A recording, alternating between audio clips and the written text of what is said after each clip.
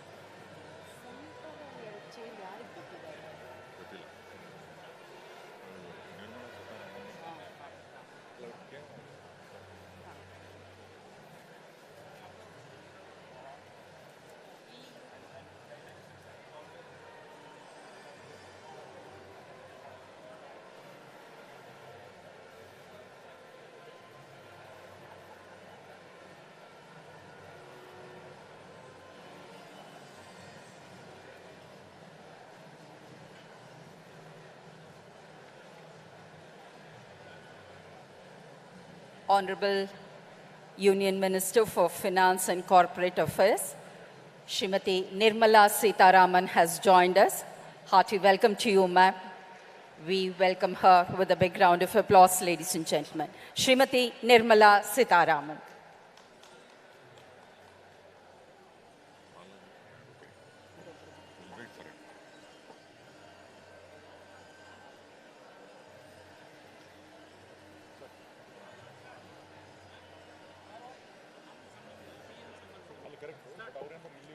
ಮಾನನೀಯ ಕೇಂದ್ರ ಸಚಿವರು ಶ್ರೀ ಪ್ರಹ್ಲಾದ್ ಜೋಶಿ ಅವರು ಇದೀಗ ನಮ್ಮ ಜೊತೆಯಾಗಿದ್ದಾರೆ.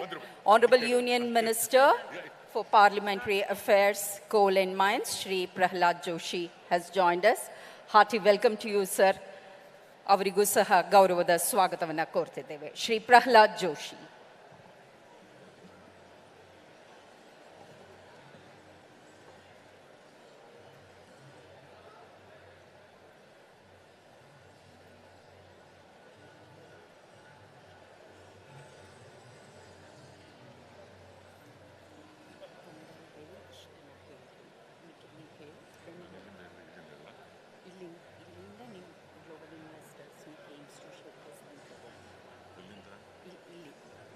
ಫ್ಲಾಗ್ಶಿಪ್ 3-day ಇನ್ವೆಸ್ಟ್ಮೆಂಟ್ ಎಕ್ಸ್ಟ್ರಾವಗೆನ್ಸಾ ಅಷ್ಟು ಹೇಳ್ತೀನಿ, ಇಷ್ಟು ಹೇಳ್ತೀನಿ.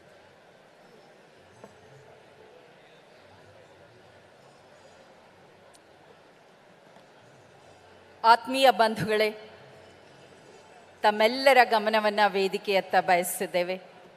ನಿಮ್ಮೆಲ್ಲರಿಗೂ ನಮಸ್ಕಾರ. ಕರುನಾಡಿನ ಒಂದು ಮಹತ್ವದ ಹೆಜ್ಜೆ ಇಂದು ದಾಖಲಾಗುತ್ತಿದೆ. ಜಗತ್ತಿಗಾಗಿ ನಾಡನ್ನು ಕಟ್ಟೋಣ. ಇದು ಜಾಗತಿಕ ಹೂಡಿಕೆ ಮೇಳ 2022. ಕರ್ನಾಟಕ ಸರ್ಕಾರ ಬಹು ಆಕಾಂಕ್ಷೆಯಿಂದ ಇಂಥದ್ದೊಂದು ದೊಡ್ಡ ಹೆಜ್ಜೆಯನ್ನು ಸಾಧ್ಯ ಮಾಡುತ್ತಿದೆ. ಕರ್ನಾಟಕ ಸರ್ಕಾರದ ಪರವಾಗಿ ಇದಕ್ಕಾಗಿ ಉದ್ಘಾಟನೆಗಾಗಿ ಇಲ್ಲಿ ನಮ್ಮ ಜೊತೆಯಾಗಿರುವ ವೇದಿಕೆಯಲ್ಲಿರುವ ಗಣ್ಯರಿಗೆ ತಮ್ಮೆಲ್ಲರಿಗೂ ಅತ್ಯಂತ ಗೌರವದ ಪ್ರೀತಿಯ ಸುಸ್ವಾಗತ. Good morning, ladies and gentlemen, honorable distinguished guests on the dais, of the dais, all our respected beloved delegates, dignitaries. A warm welcome to each one of you present here at Global Investors Meet 2022, a flagship 3-day investment extravaganza. Well, ladies and gentlemen, good morning to you all. As we are all aware, here in Karnataka, we aim to showcase to the world the multitude of investment opportunities that the state of Karnataka has to offer. As we all know, Karnataka is one state and many worlds. We now have the state anthem, Nadagite, Jaya Bharata Jananiya Tanujate, Jaya He Karnataka Mate. I would request all of you to kindly rise. Shri Mrityunjaya ದೊಡ್ಡವಾಡ್ ಮತ್ತು ತಂಡದವರಿಂದ ಇದೀಗ ನಾಡಗೀತೆ.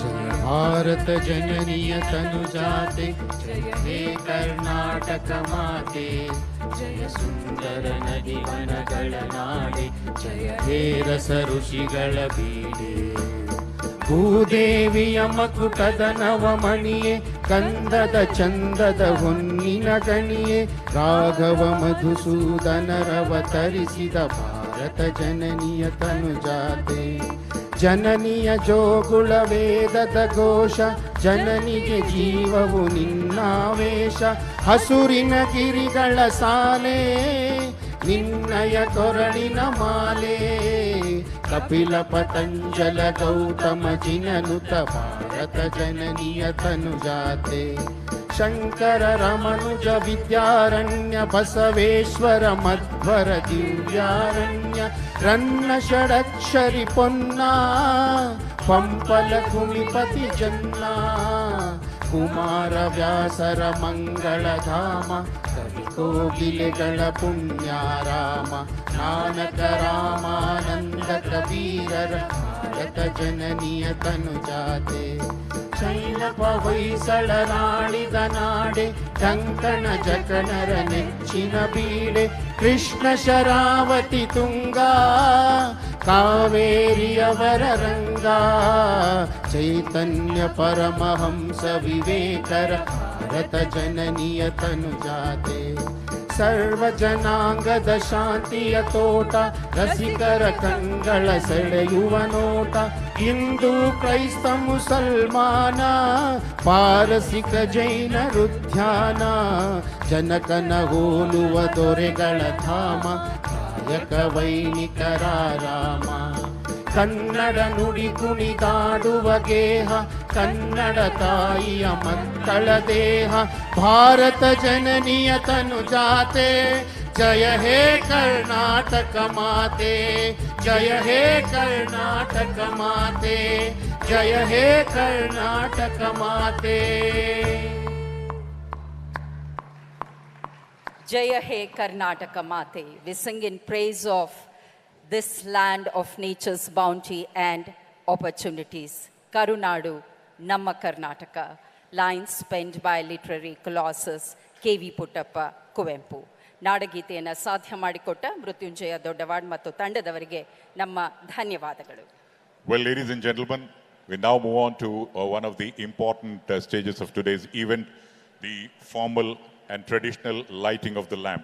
We request the dignitaries on the dais, the eminent dignitaries, to kindly come forward and light the lamp to signify the beginning of a new era in the history of the state of Karnataka, where we are all congregated here for Invest Karnataka, build for the world, of course. ಜಗತ್ತಿಗಾಗಿ ನಾಡನ್ನು ಕಟ್ಟೋಣ, build for the world. Ladies and gentlemen, Invest Karnataka 2022 Global Investors Meet. We have the traditional beginning with the lighting of this ceremonial lamp. ದೀಪ ಬೆಳಗುವಿಕೆಯ ಮುಖೇನ ಈ ಜಾಗತಿಕ ಹೂಡಿಕೆದಾರರ ಸಮಾವೇಶಕ್ಕೆ ಶುಭನಾಂದಿಯನ್ನು ಹಾಡ್ತಿದ್ದೇವೆ. May we request all of you to convey your good wishes with a big round of applause, ladies and gentlemen. Please. Well, ladies and gentlemen, Global Investors Meet. Every moment here in Karnataka, what you spend in the next 3 days is a global opportunity at Karnataka's landmark investment meet. But somehow we feel the energy is not enough, because in a short while, the Honorable Prime Minister is going to join us. So please put your hands together. Friends at the back, this is the time where Karnataka is going to showcase to the entire world that we are here. More importantly, the next 3 days, there will be 80 plus inspiring speakers and 50 plus insightful sessions, B2B networking. 6 country partners, 300 plus exhibitors. This is Global Investors Meet 2022. Let our minds be of one accord. May our aim be common. And that is what has brought all of us together here for Invest Karnataka 2022. Indeed, Karnataka is the best state for investment because of its industry-friendly policies, availability of land with efficient logistics network, the ease of doing business, highly skilled and trained manpower, and good infrastructure. The traditional lighting of the lamp by the dignitaries on the dais have given us a great indication that we move towards a new era in terms of the lamp would illuminate our minds and broaden our horizons.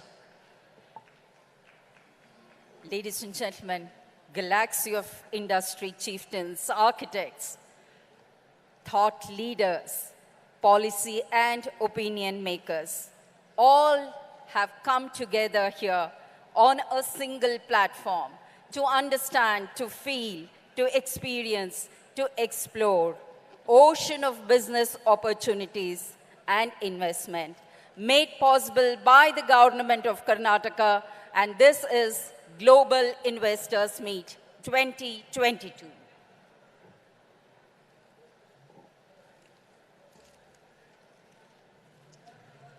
Karnataka is number one in the country in terms of innovation index, highest number of R&D centers in the country, the number one in the country in export of services, and one of the 3 top startup ecosystems in the world. We would like to thank the dignitaries for traditionally lighting the lamp.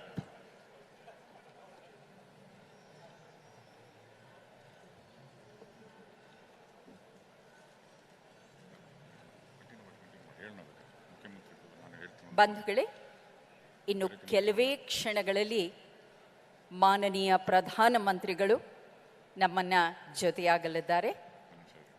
ವೇದಿಕೆಯಲ್ಲಿ ಅವರ ಭಾವಬಿಂಬವನ್ನು ನಾವು ಕಾಣಬಹುದಾಗಿದೆ.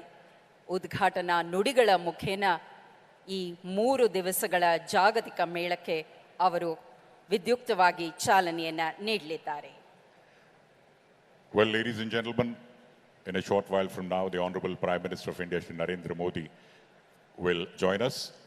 As we are all aware, Shri Basavaraj Bommai-led Karnataka government has taken several industry-friendly decisions to build a prosperous Karnataka for the development of all sections of society. Now, the decisions taken by his government has made Karnataka a leading state in the country in attracting investments. The pro-industry stance will also significantly contribute to industrial development and employment generation in the coming days.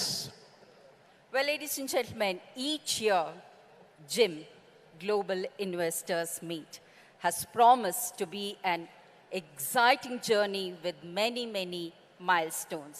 And we thank each one of you present here for that overwhelming response.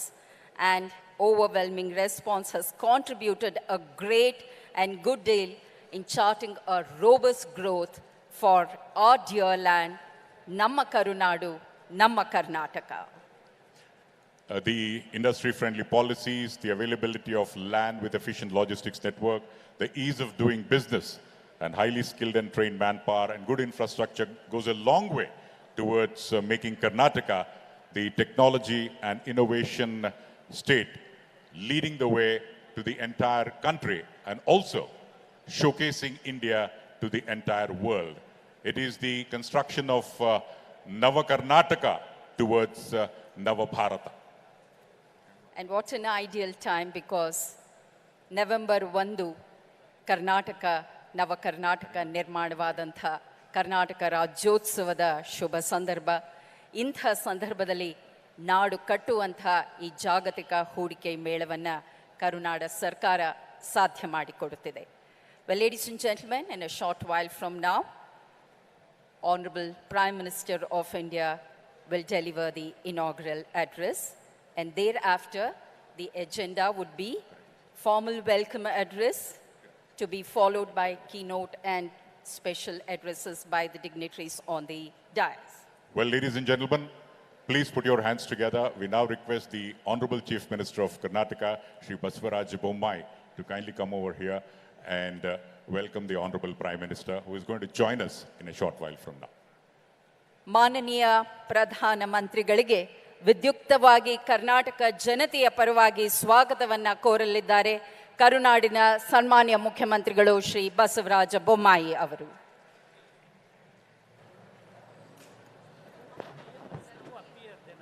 I'm aware. Please. Be cool.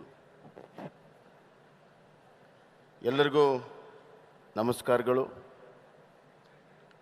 ಎಲ್ಲರಿಗೂ ಕನ್ನಡದ ನಮಸ್ಕಾರಗಳು. My hearty greetings to everybody here and my happy greetings from people of Karnataka. Prime Minister is going to join us in few minutes. Before that,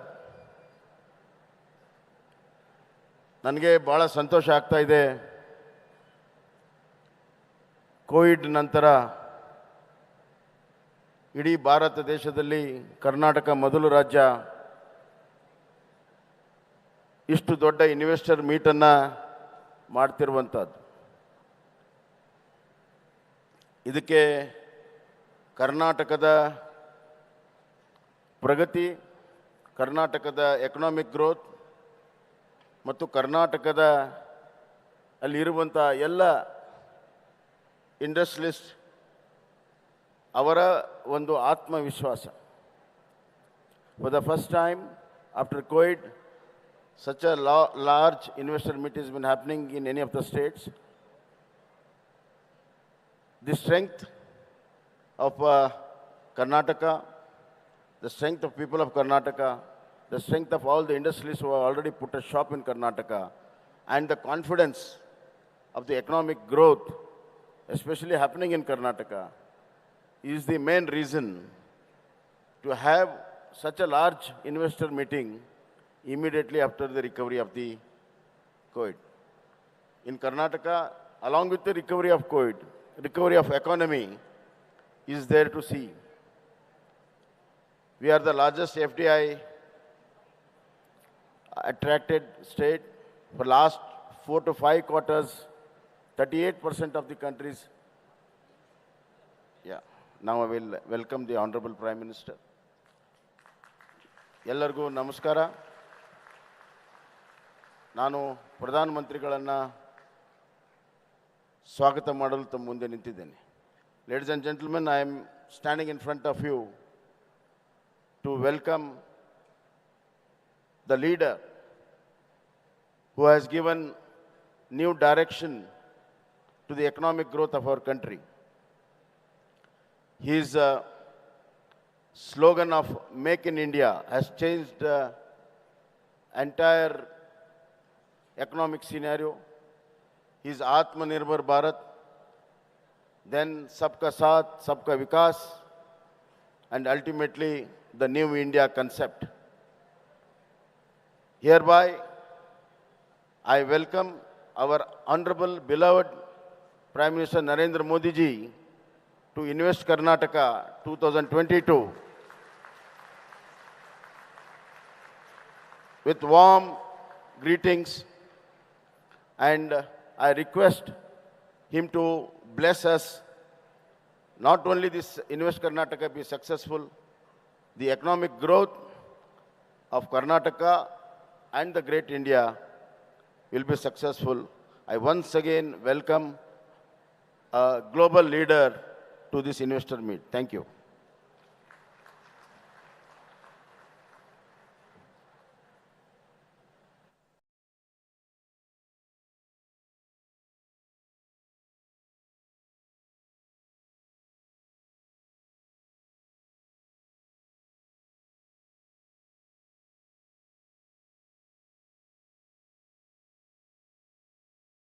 We heartily welcome the Honorable Prime Minister of India. We request the Honorable Prime Minister of India, Shri Narendra Modi ji, to kindly deliver the inaugural address. Ladies and gentlemen, please put your hands together and welcome the Honorable Prime Minister of India, Shri Narendra Modi ji.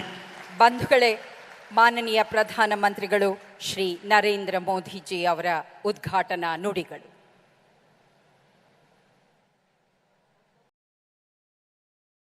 नमस्कार.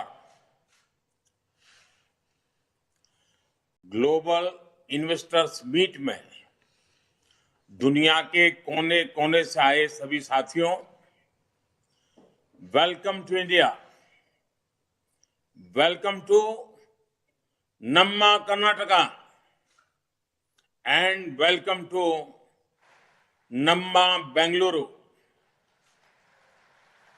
कल कर्नाटका ने राज्योत्सव दिवस मनाया। कर्नाटक के लोगों और कन्नड़ भाषा को अपने जीवन का हिस्सा बनाने वाले सभी लोगों को मैं बहुत बहुत बधाई देता हूं।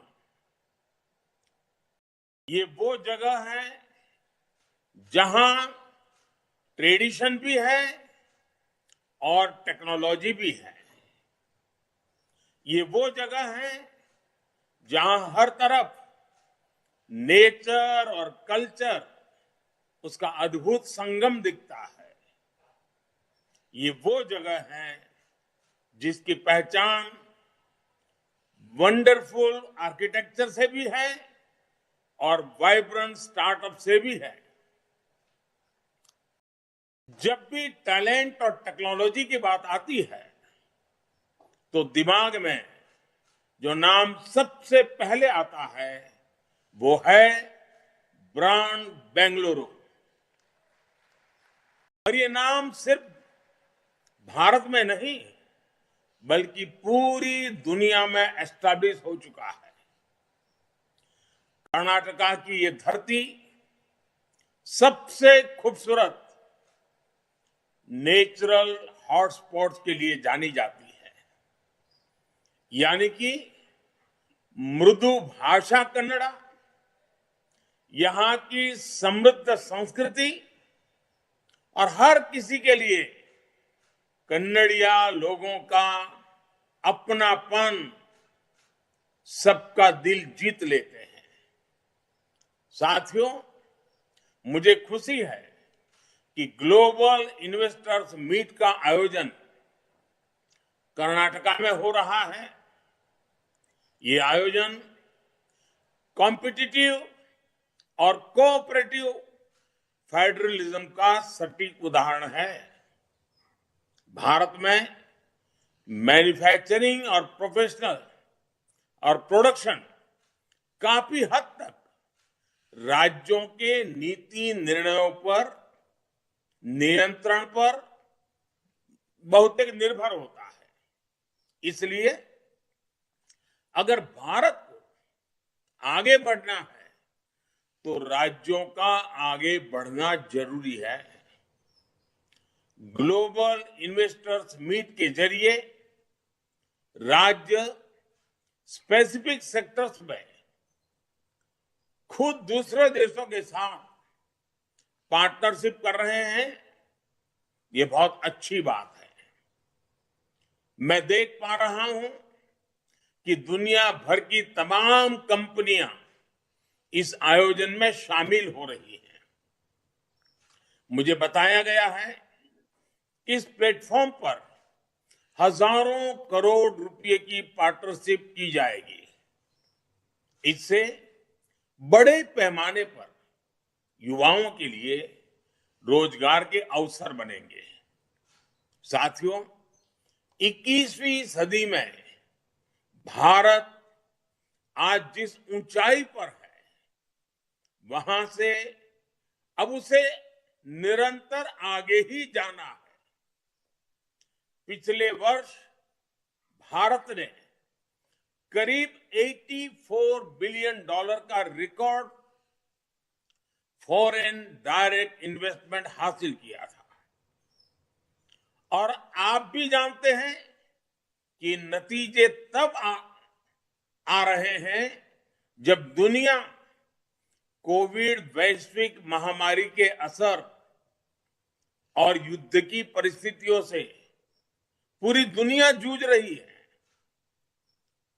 हर तरफ अनिश्चितता का माहौल है।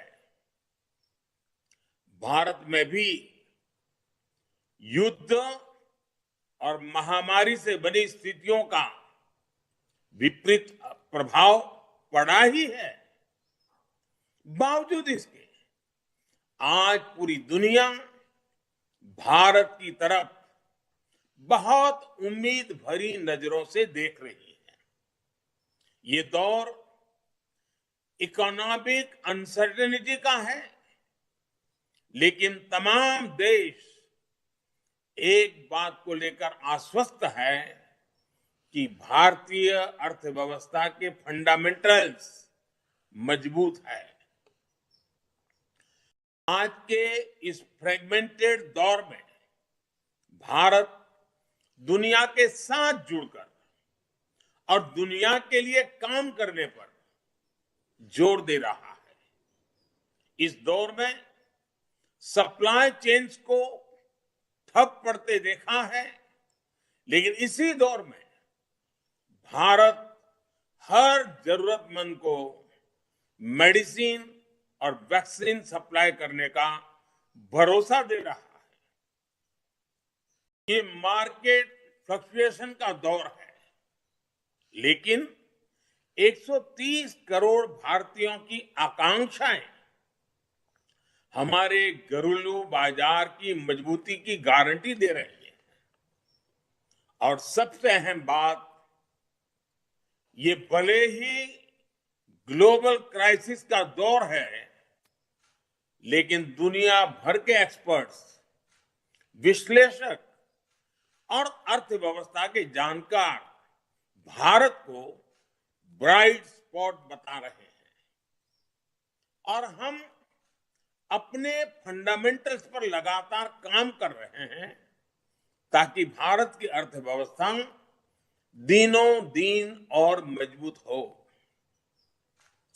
पिछले कुछ महीनों में भारत ने जितने फ्री ट्रेड डील्स किए हैं, उससे दुनिया को हमारी तैयारियों की झलक मिल चुकी है।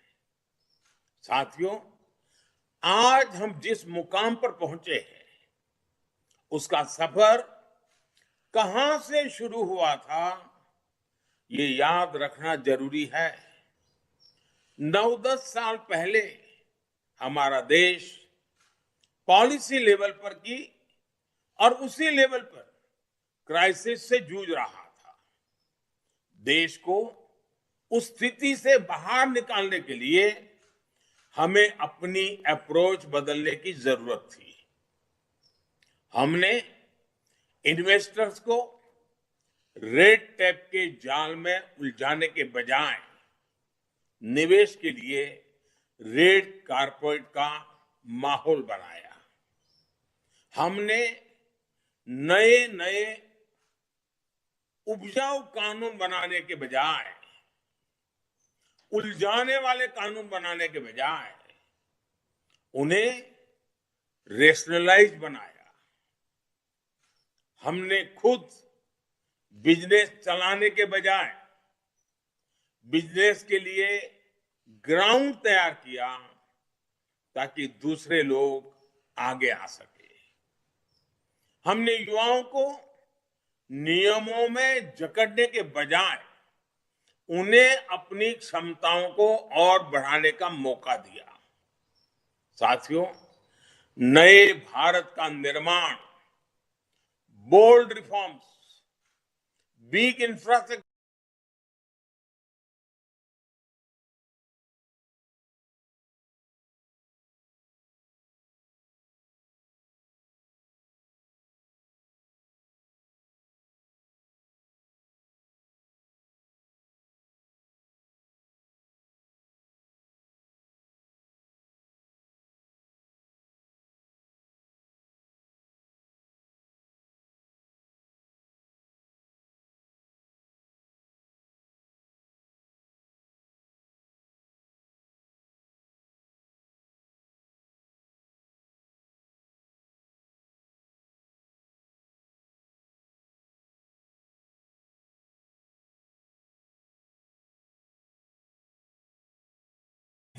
जैसे 3 गुनी बढ़ी है और सोलर एनर्जी की क्षमता में 20 गुना बढ़ोतरी हुई है। ग्रीन ग्रोथ और सस्टेनेबल एनर्जी की दिशा में उठाए गए हमारे कदमों ने ज्यादा से ज्यादा निवेशकों को आकर्षित किया है,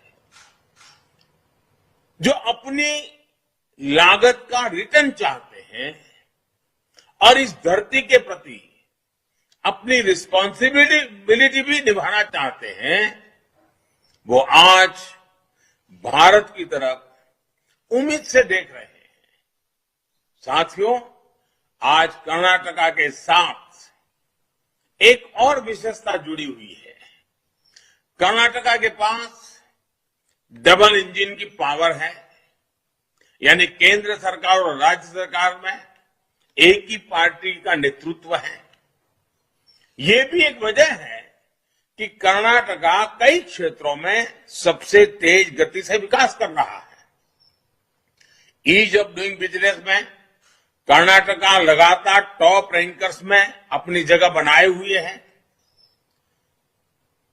यही वजह है कि एफडीआई के लिहाज में कर्नाटका का नाम टॉप राज्यों की लिस्ट में शामिल है। फॉर्च्यून 500 कंपनीज में से 400 कर्नाटका में ही है।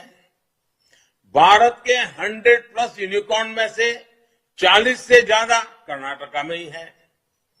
कर्नाटका की गिनती आज दुनिया के लार्जेस्ट टेक्नोलॉजी क्लस्टर के तौर पर हो रही है। यहां कर्नाटका में इंडस्ट्री से लेकर इंफॉर्मेशन टेक्नोलॉजी तक, फिनटेक से लेकर बायोटेक तक, स्टार्टअप से लेकर सस्टेनेबल एनर्जी तक, हर क्षेत्र में विकास की नई गाथा लिखी जा रही है। विकास के कुछ आंकड़े तो ऐसे हैं कि कर्नाटका सिर्फ भारत के दूसरे राज्यों को ही नहीं, बल्कि कुछ देशों को भी चुनौती दे रहा है। आज भारत नेशनल सेमीकंडक्टर मिशन के साथ मैन्युफैक्चरिंग डोमेन के नए फेज में प्रवेश कर चुका है। इसमें कर्नाटका की भूमिका बहुत अहम है। चिप डिजाइन और मैन्युफैक्चरिंग को यहां का टेक इकोसिस्टम नई ऊंचाई पर ले जाएगा। साथियों, आप जानते हैं कि एक इन्वेस्टर मीडियम टर्म मिशन और लॉन्ग टर्म विजन के साथ आगे बढ़ता है, और भारत के पास एक इंस्पिरेशनल लॉन्ग टर्म विजन भी है। नैनो यूरिया हो, हाइड्रोजन एनर्जी हो, ग्रीन अमोनिया हो, कोल गैसिफिकेशन हो, या फिर स्पेस सैटेलाइट्स, आज भारत अपने विकास से विश्व के विकास के मंत्र के साथ आगे बढ़ रहा है। ये भारत का अमृतकाल है। आजादी के अमृत महोत्सव पर देश की जनता नए भारत के निर्माण का संकल्प लेकर बढ़ रही है। इसमें और हमने 2047 तक विकसित भारत बनाने का लक्ष्य तय किया है। इसके लिए ये बहुत जरूरी है कि आपका इन्वेस्टमेंट और भारत का इंस्पिरेशन एक साथ जुड़ जाए, क्योंकि इंक्लूसिव, डेमोक्रेटिक और स्ट्रांग इंडिया का विकास दुनिया के विकास को गति देगा। और इसलिए हम चाहते हैं कि भारत में इन्वेस्टमेंट का मतलब है investment in inclusion, investment in democracy. Bharat में इन्वेस्टमेंट का मतलब है investment for the world. Bharat में इन्वेस्टमेंट का मतलब है investment for a better planet. Bharat में इन्वेस्टमेंट का मतलब है investment for a clean safer planet. आइए हम मिलकर करोड़ों करोड़ों लोगों का जीवन बदलने का लक्ष्य लेकर आगे बढ़े। इस आयोजन से जुड़ने वाले सभी लोगों को मेरी ओर से बहुत बहुत शुभकामनाएं हैं। कर्नाटका के मुख्यमंत्री, उनकी पूरी टीम, कर्नाटका सरकार और कर्नाटक के लोग के सभी भाइयों बहनों को भी हृदय से बहुत बहुत शुभकामनाएं देता हूं। बहुत बहुत धन्यवाद।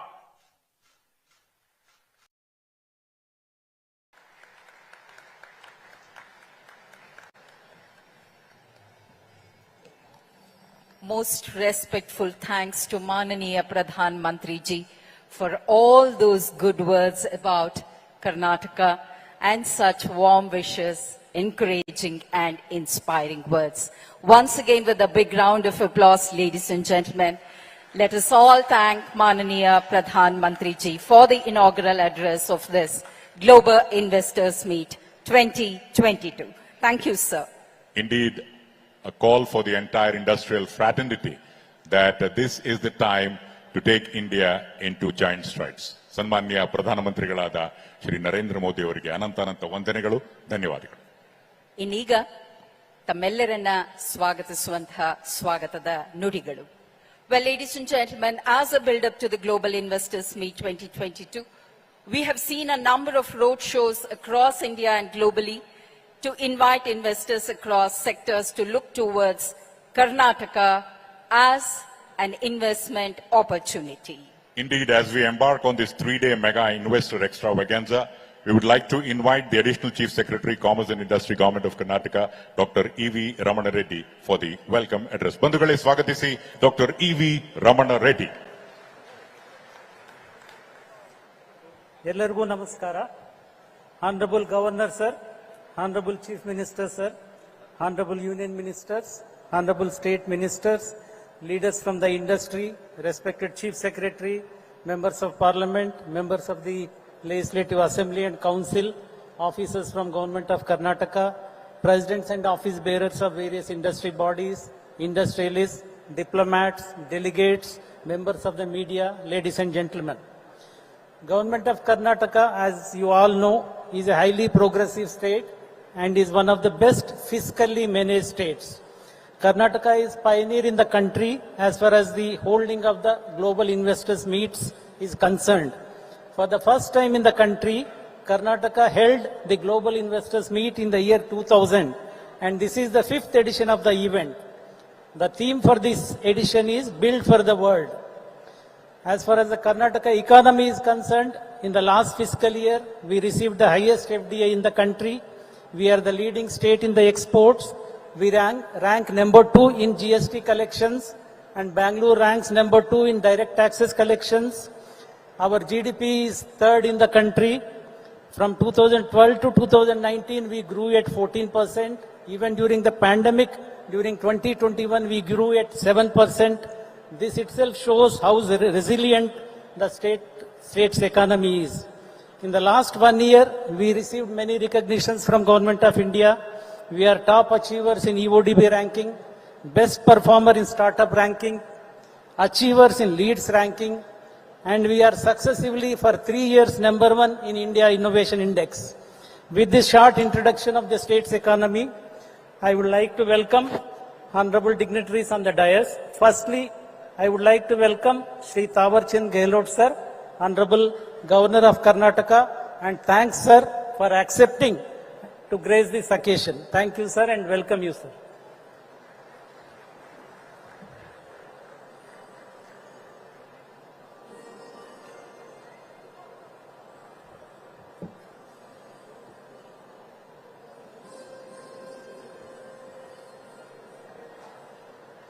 I would like to welcome Shri Basuraj Bommai Sir, Honorable Chief Minister of Karnataka, and would like to state that all the above achievements which I mentioned are under Sir's leadership, and in each category the state fared better compared to last year. Thank you Sir for being there.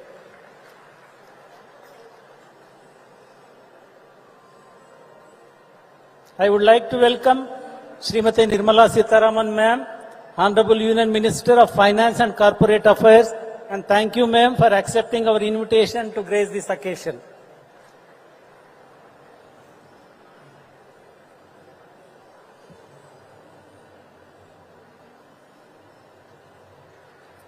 I would like to welcome Shri Piyush Goyal Sir, Honorable Union Minister for Commerce and Industry, Consumer Affairs, Food and Public Distribution and Textiles. Sir, I would like to mention that in each of the category of rankings which I have mentioned are given by your ministry, and we are in the top bracket in all these recognitions. I would like to welcome Shri Prahlad Joshi sir, Honorable Union Minister of Parliamentary Affairs, Coal and Mines, and thank for accepting our invitation and gracing this occasion. I would like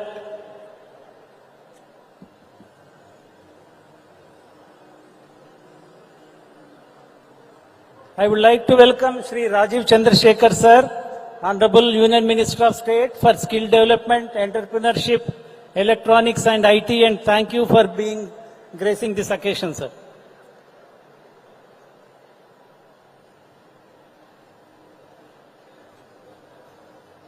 I would like to welcome Dr. C.N. Ashwath Narayan sir, Honorable Minister for Electronics, IT, BT, Skill Development and Higher Education. Thank you, sir.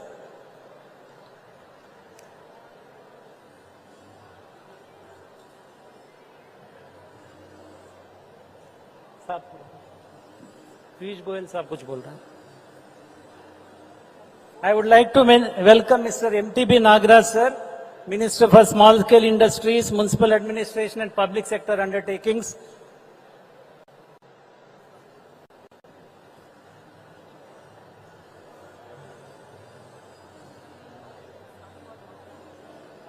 Yeah. I would like to welcome Dr. Murugesh Nirani sir and request Dr. Ashwath Narayan sir to do the honors. I have told him, sir.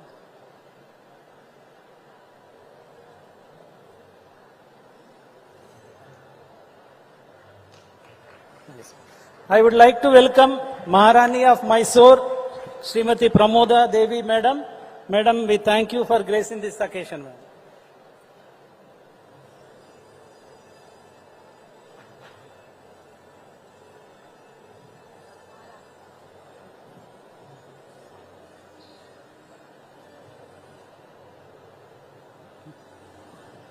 Pramoda Devi ma'am, thanks ma'am. Thank you ma'am.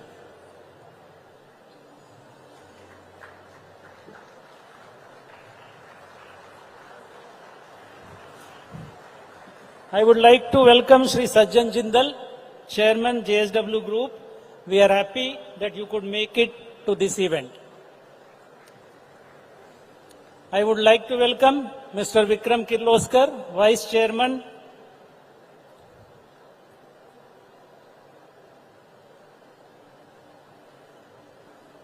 I would like to welcome Mr. Vikram Kirloskar, Vice Chairman, Toyota Kirloskar Motors Private Limited.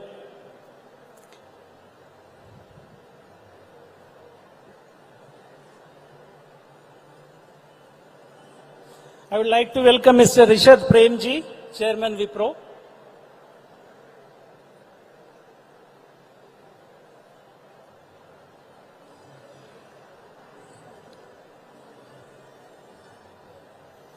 I would like to welcome Mr. Zev Siegel, co-founder of Starbucks.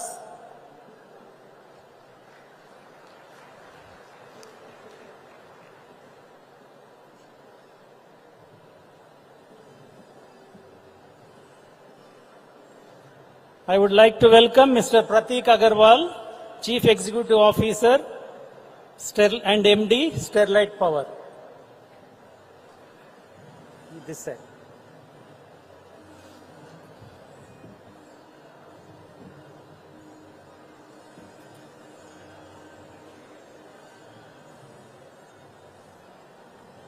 I would like to welcome Mr. Rajan Mittal, Vice Chairman, Bharti Enterprises.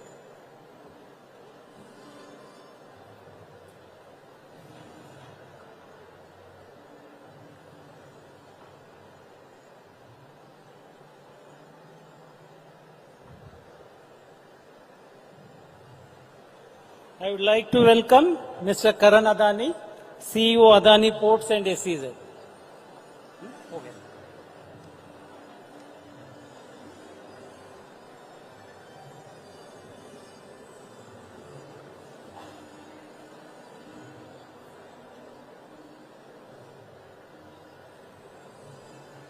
I would like to welcome respected Chief Secretary, Mrs. Vandita Sharma ma'am.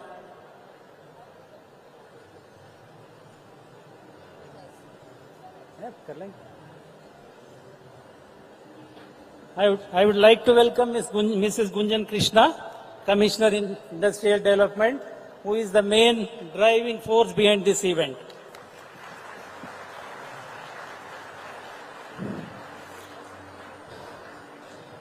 I would like to welcome all the ministers from Government of Karnataka, members of Parliament, MLCs, MLAs, officers, presidents and office bearers of various industry bodies, industrialists, diplomats, delegates, members of media, and each one of you. Thank you. I hope this global investor meet becomes a success. Thank you. And now we would like to felicitate our ACS, Sri Ramanna Reddy ji, for his guidance and support.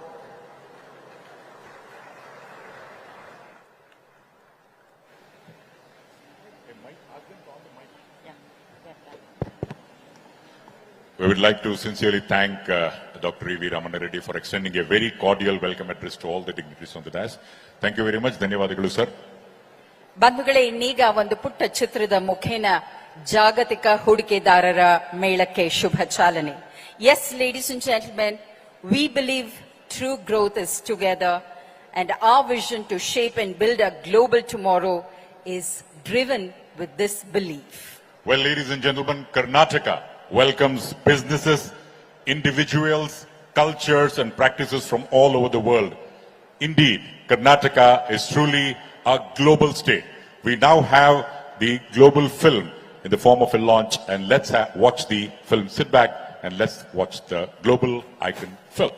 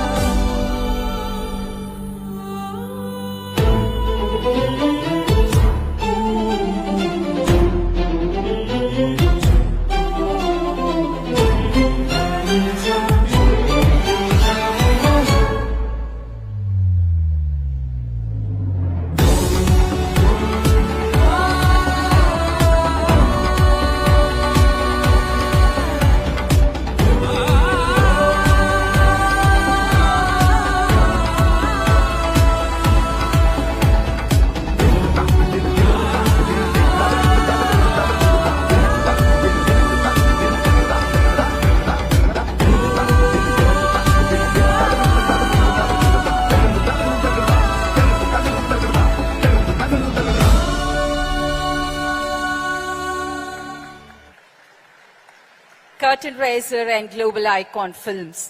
With this, we have the formal launch of Invest Karnataka 2022 team. Congratulations. ಮತ್ತು ಇದೀಗ ಇಂಥದೊಂದು ಜಾಗತಿಕ ಹೂಡಿಕೆದಾರರ ಮೇಳಕ್ಕೆ ಎಲ್ಲ ರೀತಿಯ ಶಕ್ತಿ ಸಫಲತೆ ಲಭ್ಯವಾಗಲಿ ಅನ್ನುವ ಕಾರಣಕ್ಕಾಗಿ ಬಹುದೊಡ್ಡ ಆಸಕ್ತಿ ಮತ್ತು ಚಟುವಟಿಕೆ ಸಾಧ್ಯ ಮಾಡಿಕೊಟ್ಟ ಮಾನನೀಯ ಶ್ರೀ ಮುರುಗೇಶ್ ನಿರಾಣಿ ಸರ್ ಅವರ With a vision to ಮಾತುಗಳನ್ನ build for the ಆಲಿಸುವ world, ಸಮಯ. Karnataka is where the future will be made. Ladies and gentlemen, please welcome the Honorable Minister Dr. Murugesh Nirani.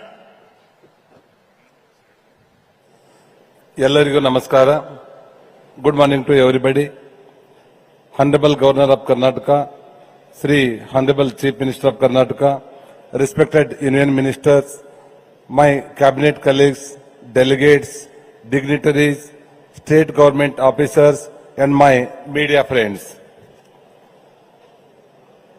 It is my pleasure and honor to be addressing you all at the Global Investors Meet 2022, wherein Karnataka is showcasing itself as the ultimate destination for investment to potential investors.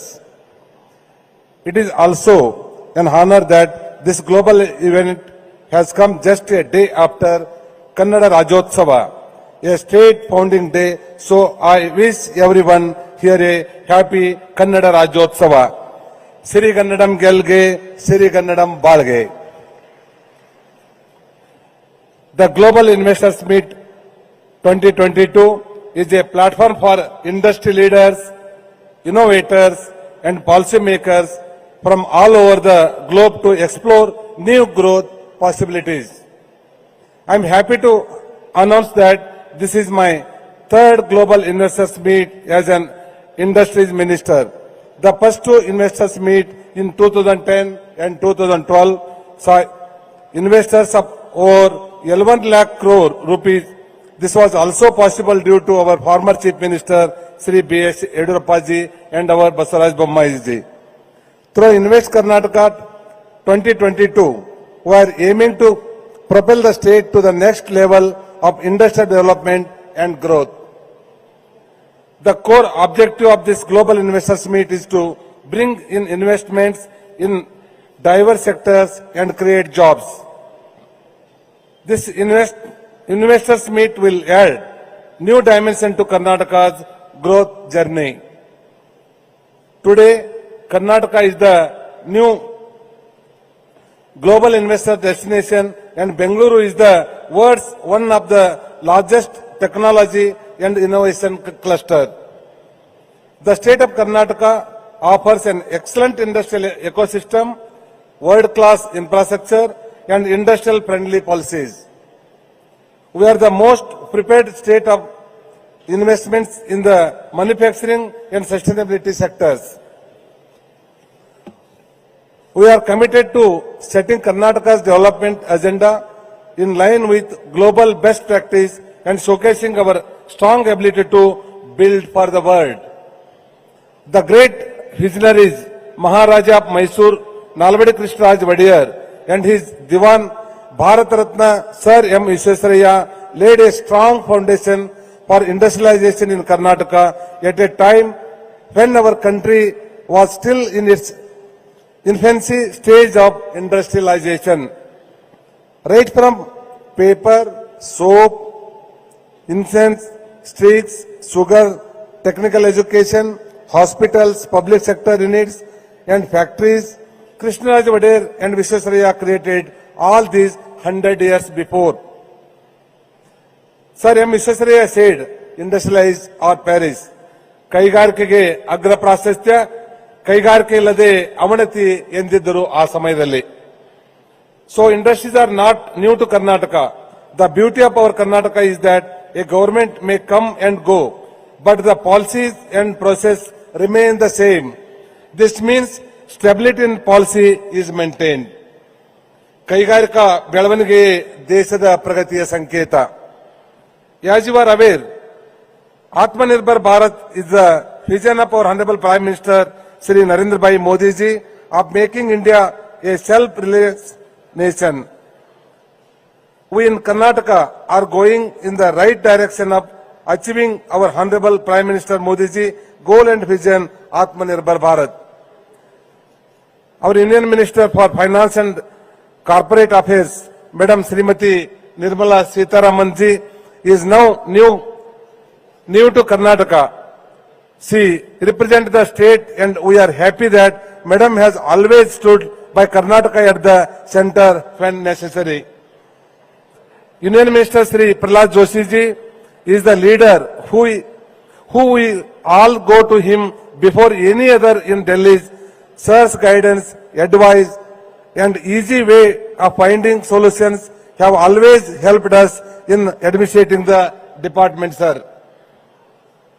Union Minister Sir Piyush Goyal sir ji, skillful handling of all important commerce and industry ministry at the center is well appreciated from every quarter. Sir has been guiding force for me to smoothly run the commerce and industry ministry here. Our government under the leadership of our Honorable Chief Minister Sri Basuraj Bommai is encouraging industries by creating extensive opportunities for innovation and reliability. Under the able leadership of our CM, the large and medium industries ministry has been successful in creating an entrepreneurial environment and encouraging investor friendliness in the state. Our common man CM is a highly qualified engineer and industrialist. He knows the pain of investors and he will ensure that there will be no pain in future for the investors. Reformative measures such as the Industrial Infrastructure Amendment, Land Reforms Act Amendment, faster approval of business proposals, emphasis on flexible businesses and affidavit-based approval have been taken. Sector-wise policies like the ESTM Special Incentive Package, EV policy and ER and Energy, Engineering Research and Development policy provide best-in-class incentives. Instead of earlier 99-year lease system, we have introduced 10-year lease cum sale of KIDB land allotted for the industries.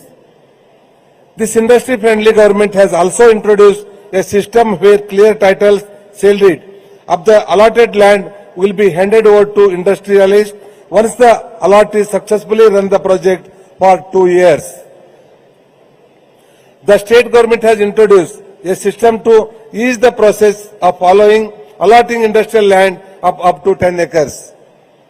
Karnataka has emerged as a top achiever under DPIIT's ease of doing business. Affidavit-based clearance ABC scheme was introduced to ease process and to facilitate and attract investment.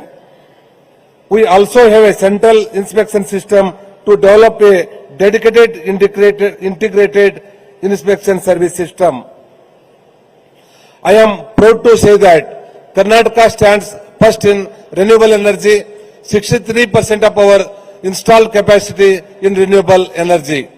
First in electric vehicles innovation, home to 7+ auto OEMs and 50+ auto component manufacturers and 45+ electric vehicle startups. First in IT exports and second in total exports across Indian state financial year 21.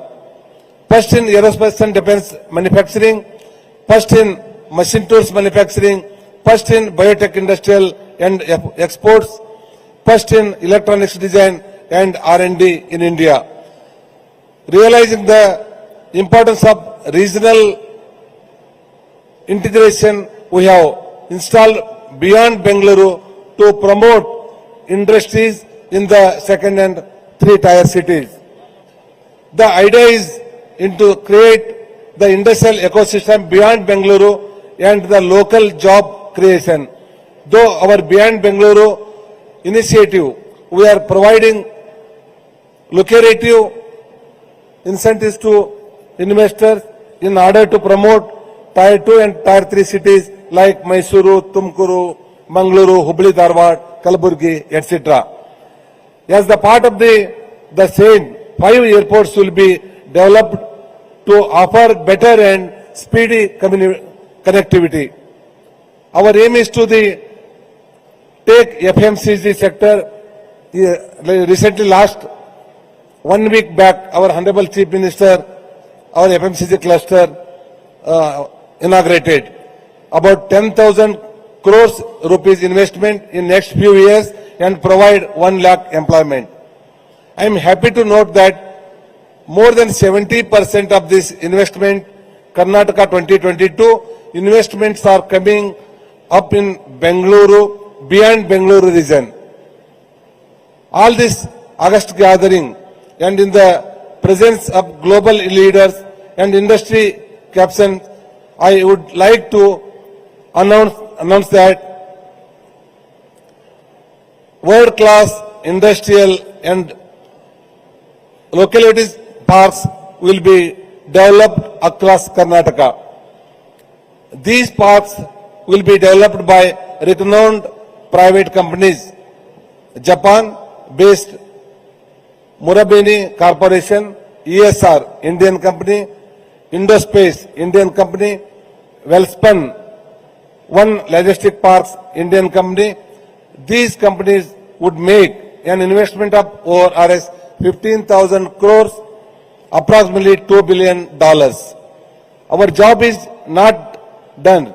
Soon after your investments, the government of Karnataka will be setting up investor aftercare cell. This is being done to take care of your proposals and our promises. With this, I wish you a pleasant stay in this beautiful state of Karnataka and Garden City, Bengaluru. Not to forget, I thank everyone from bottom of my heart who was directly or beyond the screen being parts of this global event. Namaskara, Jai Hind, Jai Karnataka. Ladies and gentlemen, Karnataka has pioneered industrialization in India and has always remained in the forefront. These have been highlighted in his keynote address. ಇದಕ್ಕಾಗಿ ಮಾನನೀಯ ಮಂತ್ರಿಗಳು ಸಚಿವರು doctor Murugesh Nirani ಅವರಿಗೆ ನಮ್ಮ ಗೌರವದ ವಂದನೆಗಳನ್ನು ಅರ್ಪಿಸುತ್ತೇವೆ. With a big round of applause, let us thank him for all his good words. Well, ladies and gentlemen, we now move on to a special address by the chairman of JSW Group, Shri Sajjan. In India.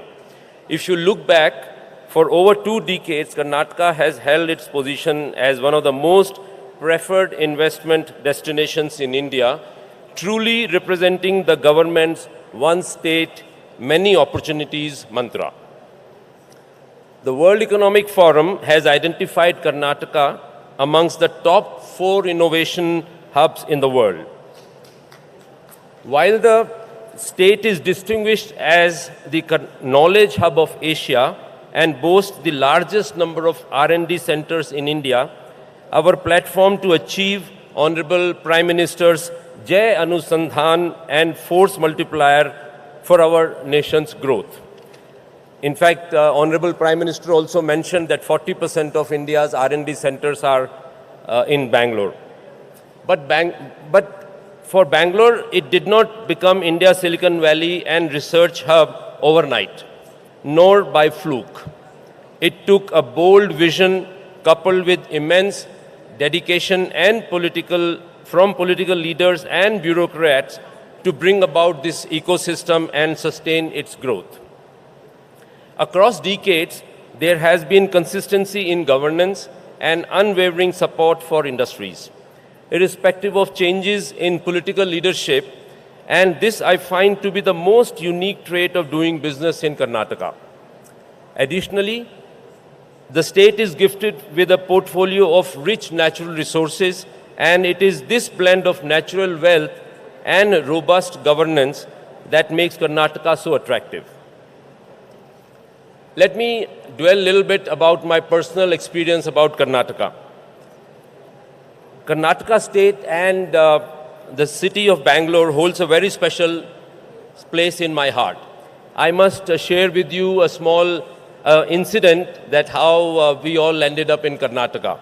my uncle, Shri S.R. Jindal, who heads Jindal Aluminium here in Bangalore. So he was in Haryana, and in 1965-66, he decided he was looking to build his industrial empire and was looking for which state to invest in. And he was touring all of India and landed up in Bangalore. And here in Bangalore, he was, when he met the industry secretary at that time, I don't know, he never shared the name of the secretary, but the industry secretary referred to him, he was all of 31-year-old, referred to him as sir. So my uncle was very surprised because he came from Haryana where, people are not very, so when he was referred to as sir, he was very shocked. And then he liked the place and he decided that this is the state where he's going to invest. And that is how he invested in the Naturopathy Institute and the aluminium industry. And he has been telling the whole family to invest in Karnataka. And that is how I also came to Karnataka. And I'm also a product of Bangalore. I'm an engineering student from here, and I did my engineering degree here. And I can say very confidently that the people that I met here comprise some of the best and the brightest minds of our country. It is no surprise that quality education, proactive governance, and effective policy making have rendered Bangalore our startup capital and the highest ease of doing business course in this country. As I speak of my interest and passion for the state, let me tell you how deeply I believe in the potential that exists here in Karnataka. JSW Steel at Vijayanagar, where the steel plant was set up, is in Bellary, and Bellary was known as a dry and barren land that we took over in the mid-90s. With the support of the state and the people here, we converted it into what is now the biggest steel plant in India, and it will soon become the largest steel plant anywhere on this earth in the world. To this accord, I must highlight that our experience of starting up and running an industry here has been seamless and lucrative. We have not lost even one man-day of operations at our plants due to supply chain, labor, or utility issues, a testament to the pro-business environment that exists here. The JSW Group has investments through all its business verticals in Karnataka, whether it is steel, energy, infra, cement, paints, and sports. Friends, as you know, Neeraj Chopra, Sakshi Malik, Bajrang Punia, they all have trained at the Inspired Institute of Sports at Bellary, at the Vijayanagar site, and they certainly made India proud. JSW Group has so far invested over 1 lakh crore rupees in Karnataka, and over the next 5 years, we have plans to invest additional 1 lakh crore in Karnataka. And this investment includes expansion in the steel plant, expansion in the renewable energy, in the port infrastructure development, and which will be the greenfield port in Dakshin Karnataka, which will be the largest port of Karnataka. So there are many such projects that JSW Group is planning for Karnataka. On the humanitarian front, our foundation has repeatedly praised the torchbearers of this state for promoting the development of the underprivileged, especially in the area of education, healthcare, and skilling. It is to this effect that we continuously choose Karnataka as the primary location to implement all our high-impact social projects. In order to maintain the current growth trajectory that Karnataka is on, I humbly request the state government to consider mineral resource auctions.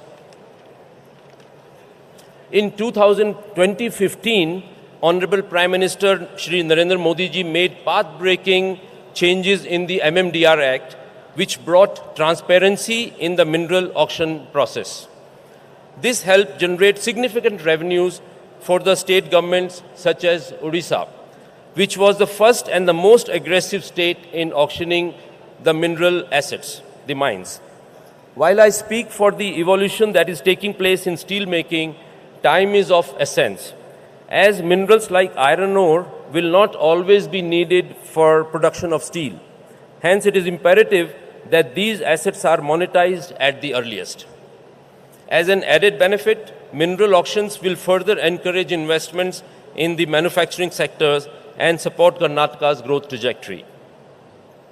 In conclusion, friends, I am confident that under the guidance of Honorable Prime Minister Shri Narendra Modi ji and the leadership of Honorable Chief Minister Shri Bommai ji, Karnataka will continue to shine higher and brighter.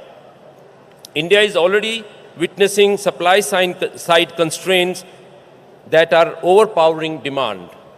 With this ideal combination of policies, people, and passion, I believe that we together can seize the next phase of growth. On that note, I would like to take this opportunity to thank all our astute leadership for inviting me here to be with you today. Thank you. Jai Hind. Dhanyavadagalu. Special address filled with compliments and promising words by the chairman of JSW Group, Shri Sajjan Jindal. Thank you so much, sir. Well, ladies and gentlemen, we have with us Shri Pratik Agarwal, who is a part of the promoter family of Vedanta Group. He oversees strategy and finance for the group and is also the managing director of Sterlite Power. Put your hands together for Shri Pratik Agarwal.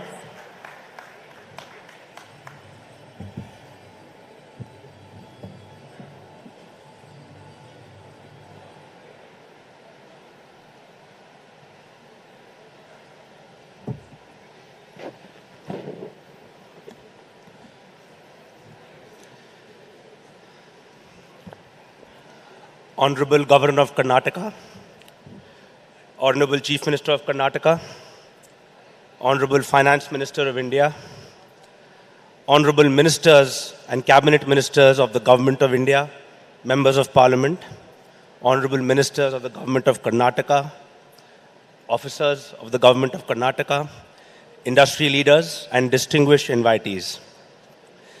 It's my greatest pleasure to represent the Vedanta Group at Invest Karnataka 2022, Global Investor Meet.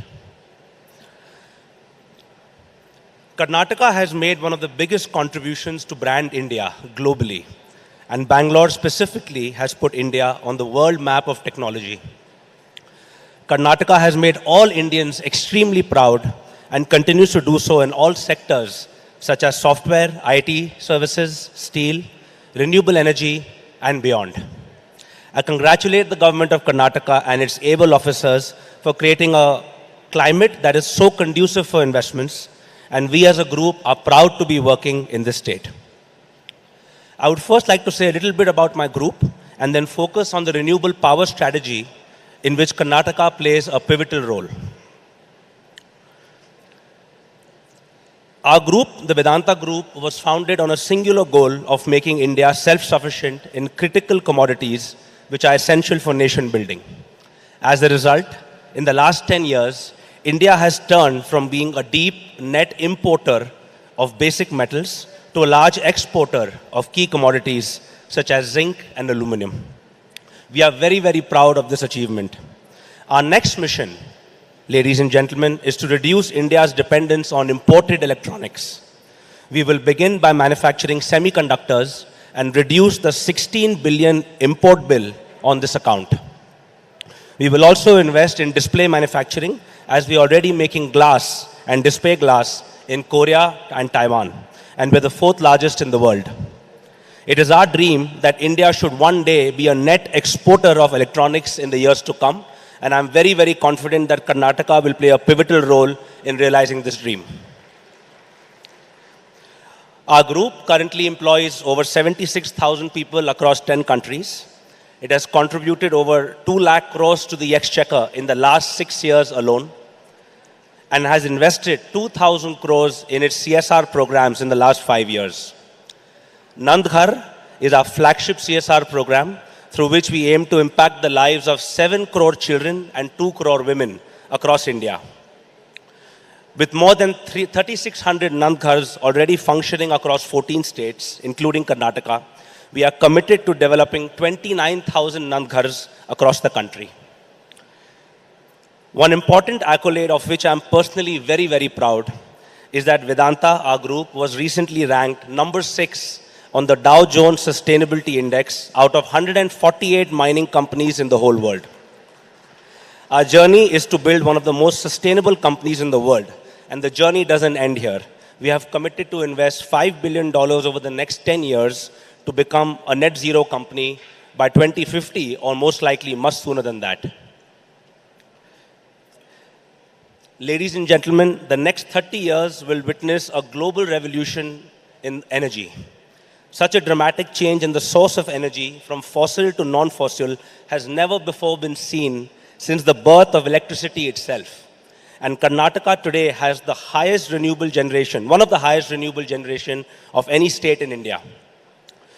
The future of renewable is hybrid. Plain vanilla wind or plain vanilla solar is no longer sufficient to meet the round-the-clock requirements of customers. Customers want green, affordable, and firm power.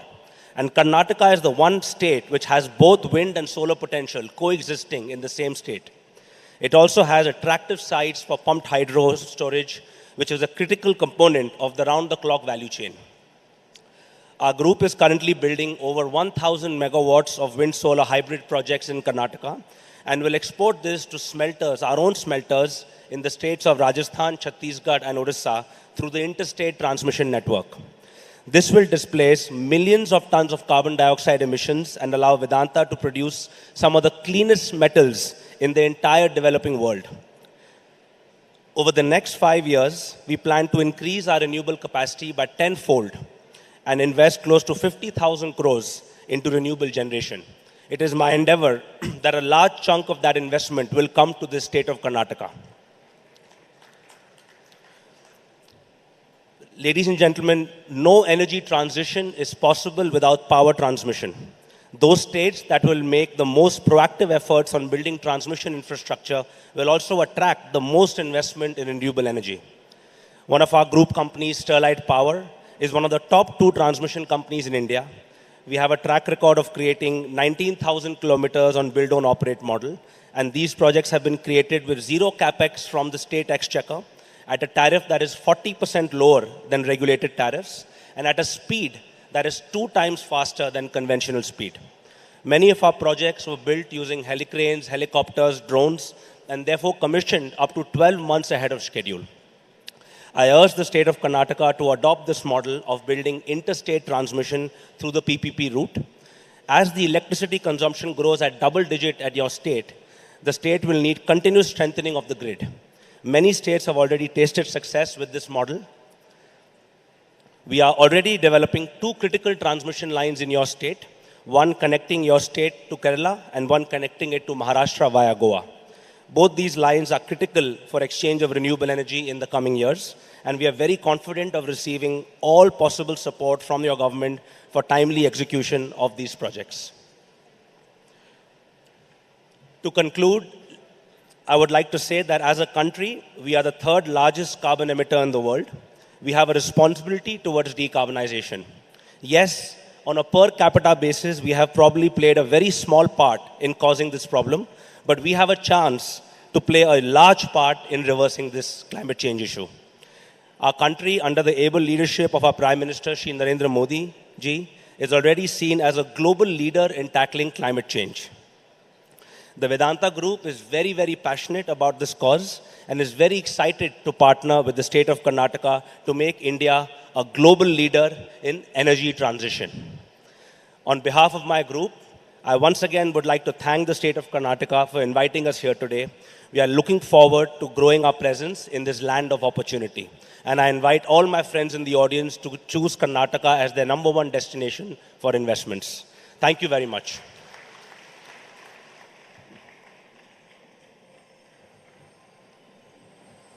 Thank you, Shri Pratik Agarwal ji, for sharing your perspective. Thank you very much. And now, ladies and gentlemen, may we request our next speaker, CEO of Adani Ports and Special Economic Zone, Shri Karan Gautam Adani, to share his thoughts and impressions. Ladies and gentlemen, Shri Put your hands together for Shri Karan Gautam Adani.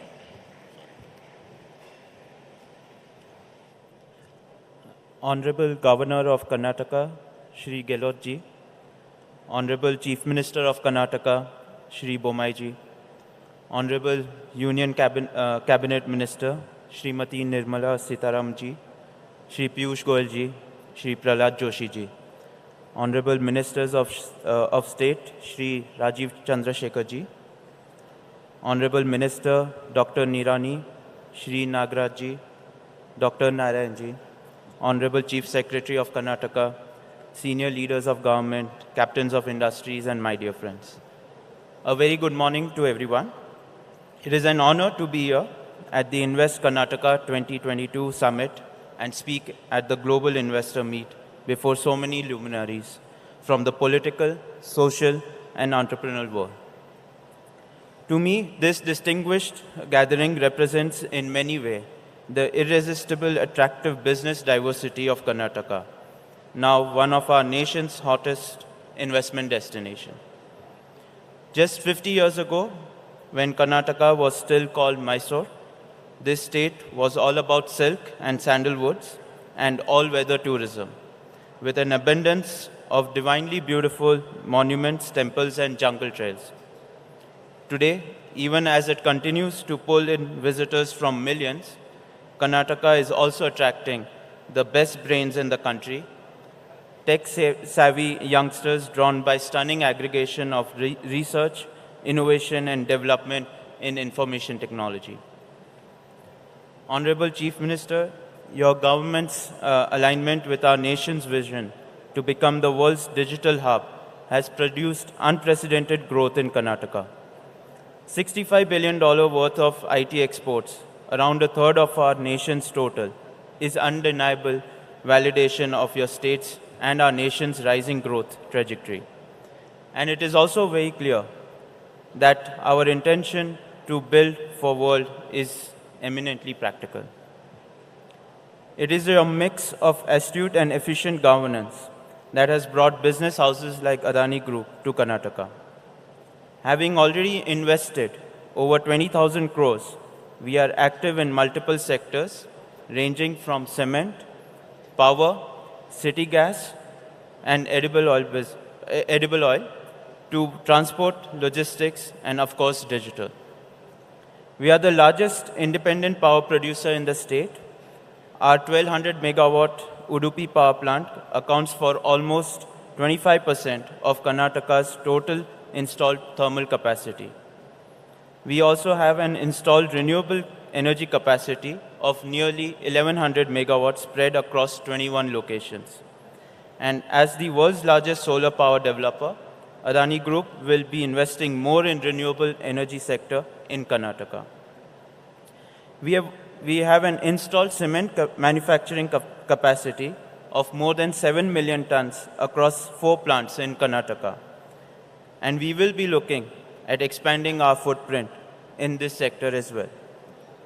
On the coastal side, in Dakshina Kannada and Udupi district, we are ramping up our operations.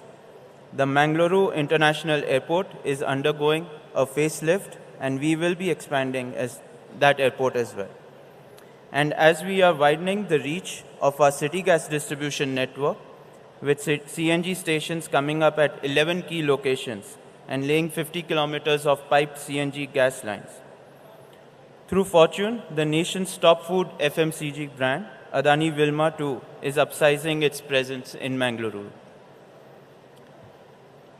Through Adani Foundation, we are intensifying our social intervention and outreach program all along the coast in many sectors, including education, community health, rural infrastructure, and sustainable livelihood, touching the lives of over 1.2 million people directly and indirectly. And we will continue to do more in Karnataka.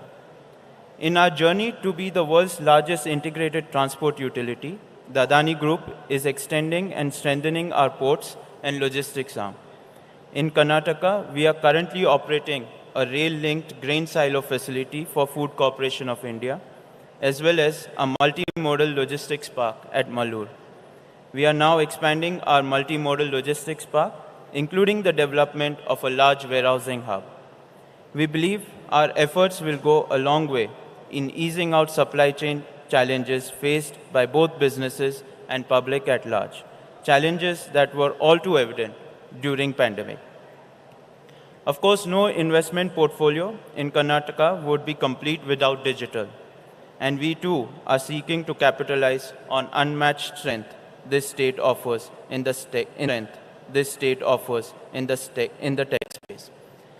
Combine all of the sectors that we will be investing and we will be expanding in the state of Karnataka, we would be looking at almost 1 lakh crore of investment in the next 7 years. Honorable Chief Minister, the investment climate you have fashioned in Karnataka is exemplary in its ability to present the state as an all-round development platform. Add to it the extraordinary abundance of talent that your state is blessed with, and you have a state that is marching unstoppably towards record level of growth. And we are very privileged to be part of your growth story. Thank you. Jai Hind.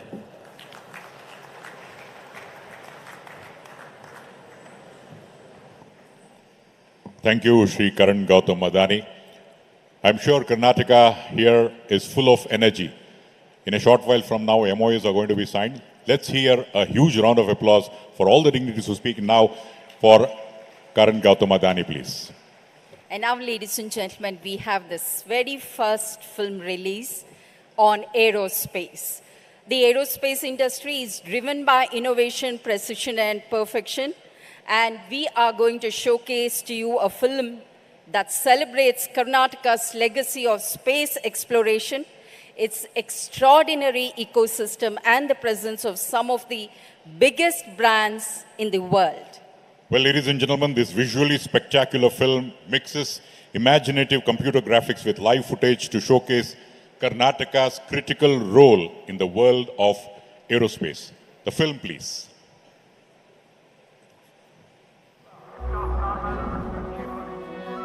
We dream of exploration. We dream of space travel. We are Karnataka. We are the birthplace of India's space program, where efficiency and innovation have taken the world of aerospace to a whole new level, where the ecosystem supports every possible dream, from the most sophisticated defense aircrafts that protect nations, to commercial planes that safely transport millions of people every day, from satellites that help connect the world, to extraordinary machines that travel the universe. What we design and build here impacts global aerospace in diverse, critical ways. The biggest brands come to us because we focus on the tiniest details. Because 1 million parts work together with 0 error margins. 1 million parts that need to be crafted with perfection and precision. The smallest ideas turn into larger-than-life creations in our thriving ecosystem. With our artisanal talent pool of homegrown and high-achieving minds, our business-friendly policies, our global network, and unparalleled talent, we continue to push the boundaries of human imagination. In Karnataka, dreams of the future become today's reality. Let's explore new frontiers together.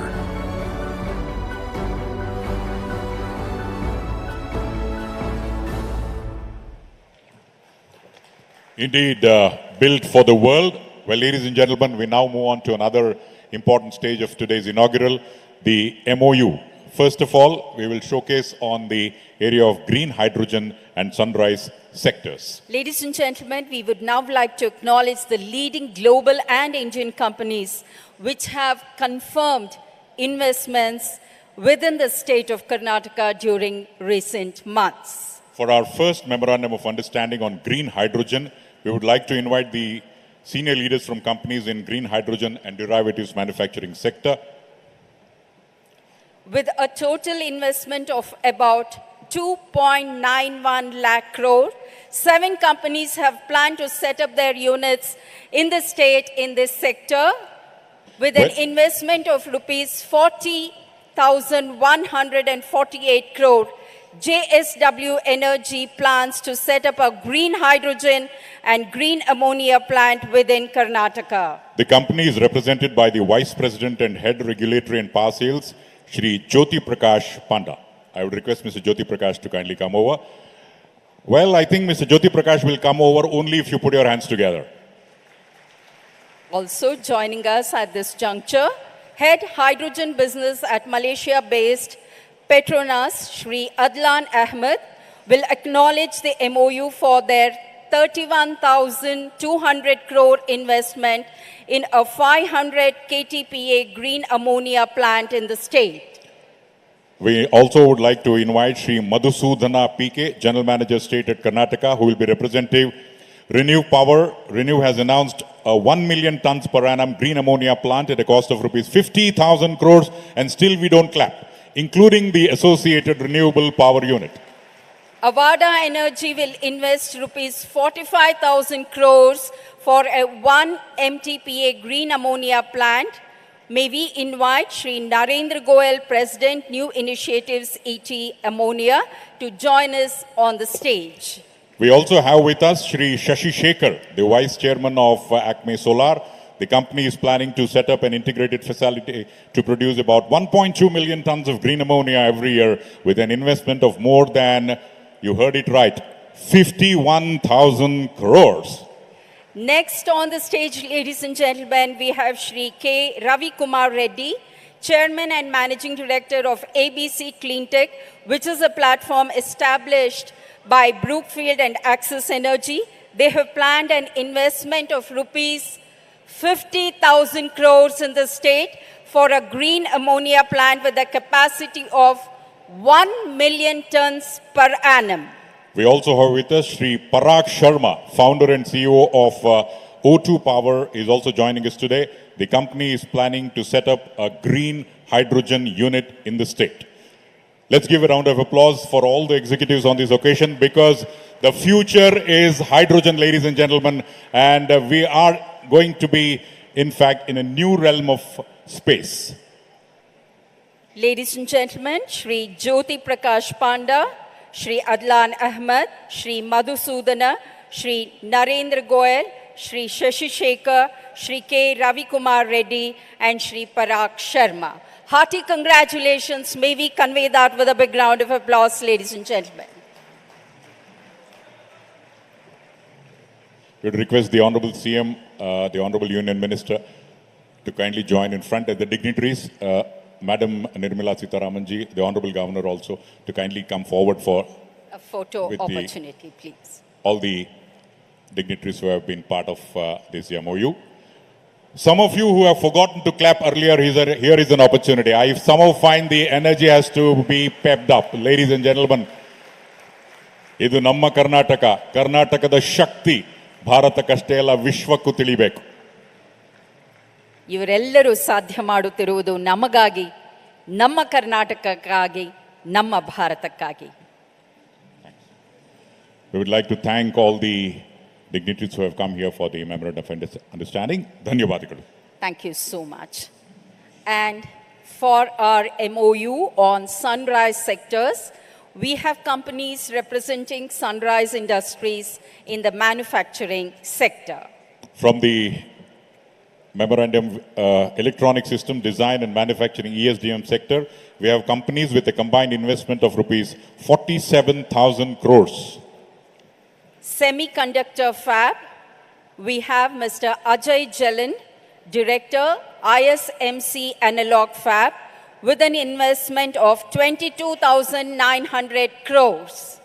After Mr. Ajay Jalan, we would like to call upon Mr. Vikram Handa, the Managing Director of Lithium Ion Cell Components, Epsilon, and an investment of 9,000 koti, 9,000 crores. Lithium Ion Cells, we have Subir Chakraborty, Managing Director and CEO of Exide Industries, 6,002 crores of rupees of investments.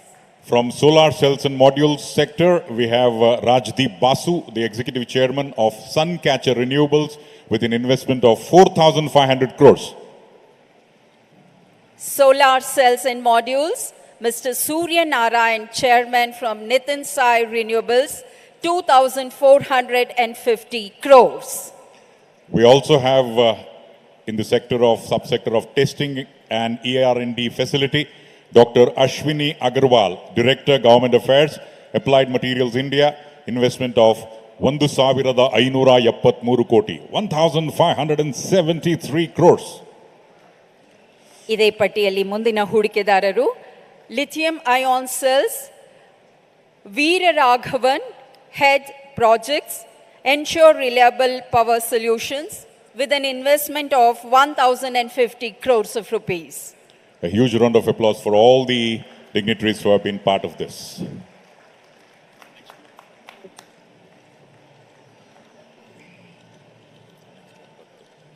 Ladies and gentlemen, Shri Ajay Jalan, Shri Vikram Handa, Shri Subir Chakraborty, Shri Rajdeep Basu, Shri Surya Narayan, Dr. Ashwini Agarwal, and Shri Veera Raghavan.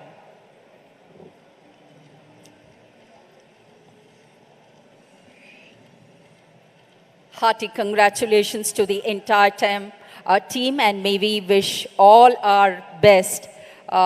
Once again with a round of applause, ladies and gentlemen. ಅವರಿಗೆ ನಮ್ಮ ಶುಭಾಶಯಗಳನ್ನು ಸಲ್ಲಿಸೋಣ. ಕರುನಾಡಿಗೆ ಇಷ್ಟು ದೊಡ್ಡ ಹೂಡಿಕೆಯನ್ನು ಇವರೆಲ್ಲರೂ ಒಟ್ಟಾಗಿ ಸಾಧ್ಯ ಮಾಡುತ್ತಿದ್ದಾರೆ.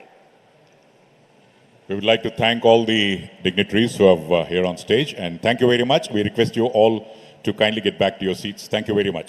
Well, ladies and gentlemen, e-mobility, aerospace and defense data center are set to form the backbone of Make in India initiative and provide support for catalyzing the growth of other sectors in a big way. Well, ladies and gentlemen, we welcome on stage 9 companies which plan to invest more than 22,000 crores in these new age manufacturing technologies. First of all, under the subsector of EV charging infrastructure, I would like to call upon Mr. Kaushik Raju, Chief Operations Officer, Atria Group, from the company Atria Power. Banni Shri Kaushik Raju avare. With an investment of 9,454 crores, 9,454 koti. Hybrid EVs, we have Mr. Vikram Kirloskar, Vice Chairman from Toyota Kirloskar Motor, 3,662 crores of rupees. R&D charging and swapping infra subsector, we have Mantri Ritesh Ramesh, co-founder and executive director of Kinetic Green Energy and Power Solutions, an investment of 2,200 koti, 2,200 crores. Technical Center for Automotive, Mr. Prashant Doreswamy, President and CEO Continental India from Continental, 920 crores. From the Manufacturing and Technology Center for Electric Two-Wheelers and Three-Wheelers, Ahmad Sultan Johar Fal Abdullah, Director, Abdullah Group of Companies, Al Abdullah Group of Companies, and NDS Eco Motors, an investment of 2,000 koti rupai, 2,000 crores, 2,000 crore rupai. And EV deployment and charging swapping infra, we have with us R.K. Misra, co-founder of Yulu, with an investment of 1,200 crores. From the subsector of data centers, we have Sumit Mukhija, the Chief Executive Officer, with an investment of 1,500 crores from STT Global Data Centers. Data centers, Saif Shakir, Regional Manager from WebWorks India, investment to the tune of 530 crores. Spacecrafts, including satellites and suborbital and spacecraft launch vehicles, Rohan M. Ganapati, CEO and CTO from Bellatrix Aerospace, an investment of 630 crores. Ladies and gentlemen, we did not hear the clapping even once during this sector. Hearty congratulations to the entire team. We have with us Kaushik Raju, Mr. Vikram Kirloskar, Mr. Mantri Ritesh, Mr. Prashant Doreswamy, Mr. Ahmed Sultan Johar, Mr. R.K. Mishra, Mr. Sumit Mukhija, Mr. Saif Shakir, and Mr. Rohan M. Ganapati.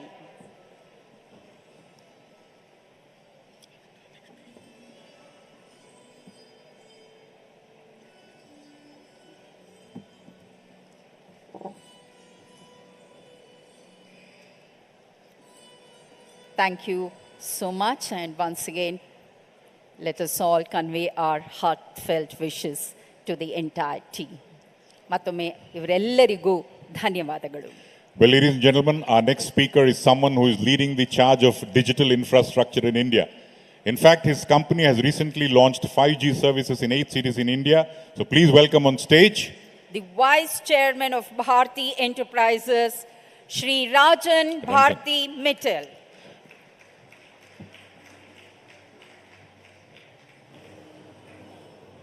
Honorable Governor of Karnataka, Honorable Chief Minister of Karnataka, Union Cabinet Ministers, State Ministers, Industry Captains, friends from the media, ladies and gentlemen.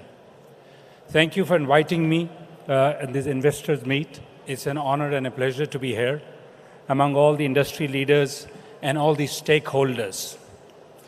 I heard the Prime Minister, Honorable Prime Minister saying that Karnataka has got the maximum FDI that India has attracted. It's no wonder that with the policies of the government, friendly policies, ease of doing business, the FDI and the Indian domestic industry is rushing to Karnataka. We just saw some of the MOUs being signed, and I'm sure more to follow. The Honorable Prime Minister's vision for a digitized India has really propelled companies like us to connect, to make an impact in the society. Who would have thought that this country, which was far behind in the technology world, in digitization, will be actually leading the pack in the world? I go across the globe, and I can tell you, and it's an honor and a pride to be an Indian, to be seen when India is being talked about digitally across the globe. The India stack, which is being not only talked, but is being adopted by the world. Who could have thought as Indians that when Silicon Valley is to be spoken, Bangalore will be spoken in the same breath as a startup destination? It is an honor, a pride for an Indians who are both locally and globally. And I must thank the state government as well as the union government and the Prime Minister's vision to connect the unconnected India. We've all gone through terrible times of pandemic. If it was not the digitized India, which is connected through direct benefit transfers, connected to the healthcare, e-governance, connected to the education sector, I think India would have looked very different if this was not the vision of the government, which we have been able to partner with them. Airtel has been in the forefront of connecting India and, of course, connecting Karnataka. We have connected 99% of Karnataka, and we will be doing 100% as we are rolling out 5G. The honor that we got from ISRO, I have to tell you a little anecdote. When the war happened between Ukraine and Russia, well, there are some collateral damages that happened to the industry. We were to launch 36 satellites for our satellite project, and the Russians refused to acknowledge that. ISRO raised his hand and said, we will do it. We just launched last week 36 satellites done by ISRO. It's a great honor for us, great honor for India, and we are seeing how the whole aerospace industry, telecom industry, satellite industry is being propelled by ISRO. We will be the world leaders. I can bet on this, that on the satellite launching side, ISRO will play a great role. Airtel has invested about 35,000 crores in this state, thousands of jobs, both directly and indirectly with our partners, with our own colleagues.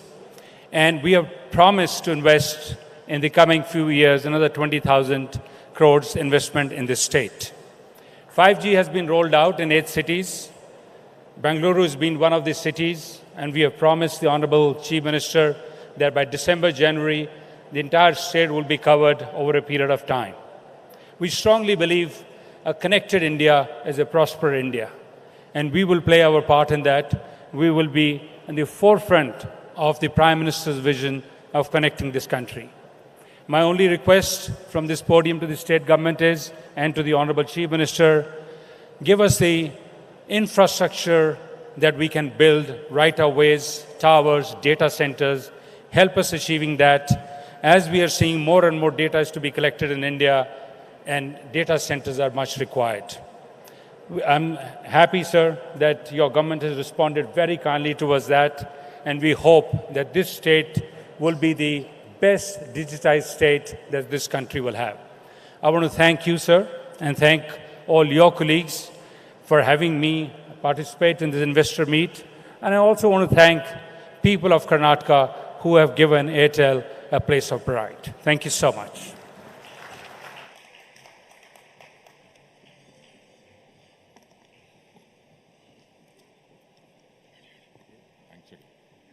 Would like to thank Shri Rajan Bharati Mittal for his special address. Thank you, sir.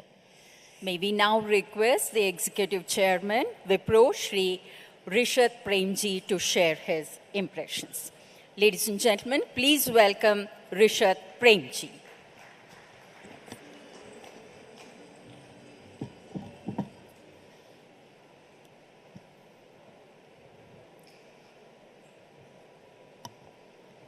Governor Mr. Gehlot, Chief Minister Mr. Bommai, Ms. Nirmala Sitharaman, Mr. Piyush Goyal, Mr. Rajiv Chandrasekhar, Senior Ministers of the Union and Karnataka government, colleagues from the industry, other dignitaries, and delegates present today.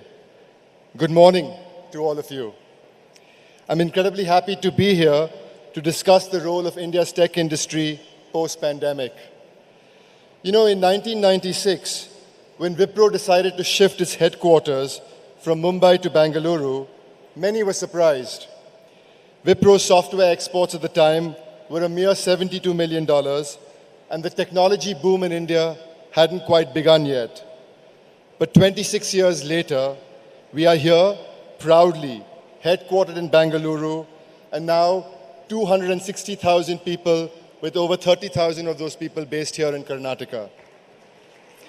You know, Wipro's story in many ways is the story of the Indian IT industry.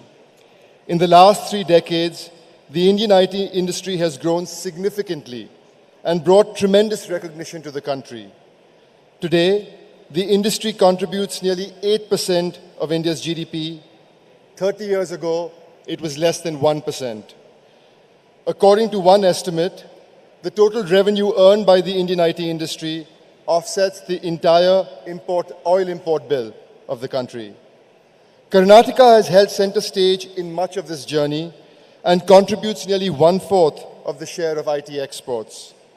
This is possible because of the vision and hard work of leaders, both from the government as well as from industry. But you know, numbers tell you only part of the story. Equally important is how India's role has grown in these last 30 years. From a low-cost offshoring destination to a true technology and business partner for every business in the world today. Which is why, despite the global macroeconomic challenges facing us today, I remain bullish and incredibly excited about the long-term prospects of our industry. My confidence is driven by 2 things: the rapid pace of digitization across the world and the shift in the mindset of stakeholders who engage with us as an industry. Let me elaborate. The word digital has come to mean different things. We describe it as the way a business leverages technology to create new experiences for customers and for employees while becoming agile and building new models at scale. This in turn drives the shift to cloud, to leverage data more smartly, to make your environment more secure, and so on and so on.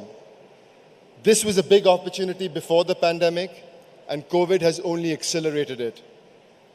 The second, and equally importantly, is a shift in mindset. Back in the day, people came to India for cost, and they stayed for quality.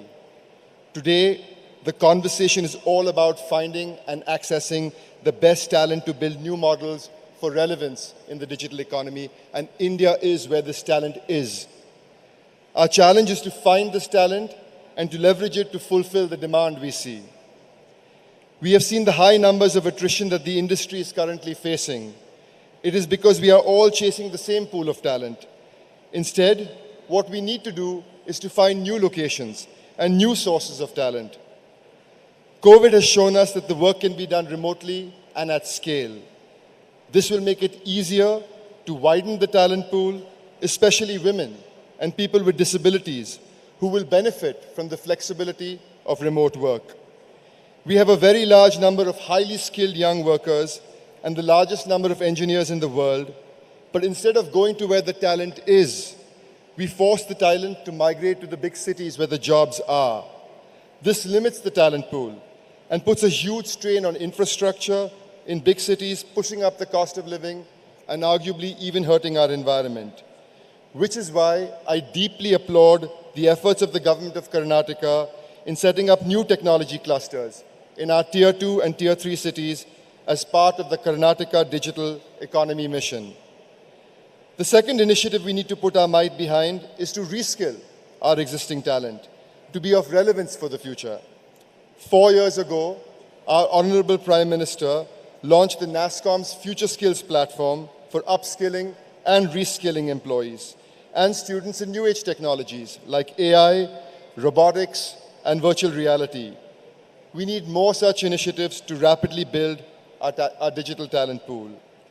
While industry can and will invest in more near-term technologies, our public and private industries will have to invest in long-term and in-depth research to continue to develop in new emerging technologies. I must admit, India's IT growth would not have been possible without the help and support of the government, be it the creation of SEZs in the early decades or by declaring the sector as emergency services when the pandemic struck, which allowed us to work seamlessly in these last 2 years. Global spends on technology are set to double in the coming years, and we will build a plan along with industry and government to set us up for the next 25 years as we continue to ascend and continue to build leadership on the global stage. The technology industry and I look forward to working with all of you. Thank you very much.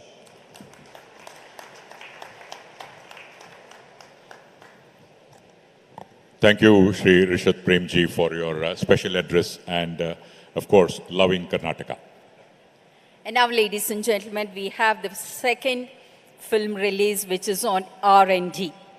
Karnataka is a global hub of innovation with more than 10,000 patents to its credit and home to some of the most innovative startups.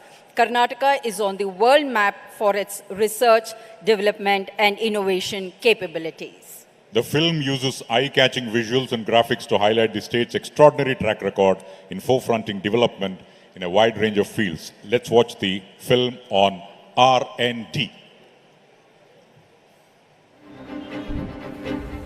A state that has been transforming human curiosity into innovations for more than 100 years. We are Karnataka, a global hub of innovation. From 5G technology to high-performance chip designs for supercomputers, from cutting-edge medical technology to indigenous fighter helicopters, from designing and developing satellites to building greener and cleaner automobiles, from apps that make our day-to-day lives easier to technology that will drive the future. In reality, what we do here directly impacts the world. Our talent pool is our biggest strength, and together with our commitment and vision, Karnataka is uniquely positioned as a global innovation hub. Join us to shape the future.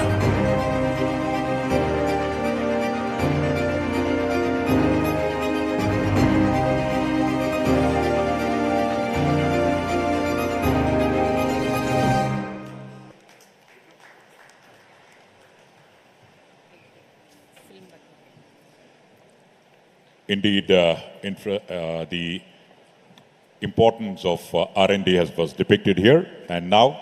Now, may we request Shri Vikram Kirloskar, Vice Chairman, Toyota Kirloskar Motors, to address this gathering. Ladies and gentlemen, please welcome Shri Vikram Kirloskar. Bandhugale swagatisi, the Vice Chairman of Toyota Kirloskar Motors, one of the most respected companies of the world.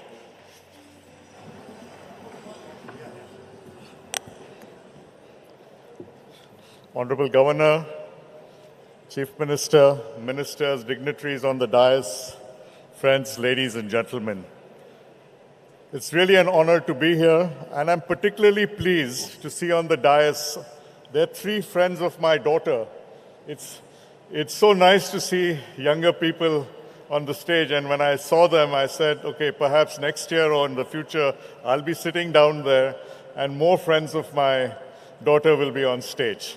It's a pleasure to see you guys here, and I think that's what this state stands for, that the younger generation will come in and invest in this state and do a phenomenal job here. Thanks for being here. Having overcome the COVID pandemic better than any other nation, currently our nominal GDP at approximately $3.5 trillion, and we are the 5th largest and fastest growing major global economy. I'm confident that with the visionary and strong leadership of our Honorable Prime Minister Shri Modi ji, India, with one of the youngest populations and largest consuming middle class, is well on its way to reach US dollars a $10 trillion economy by 2032.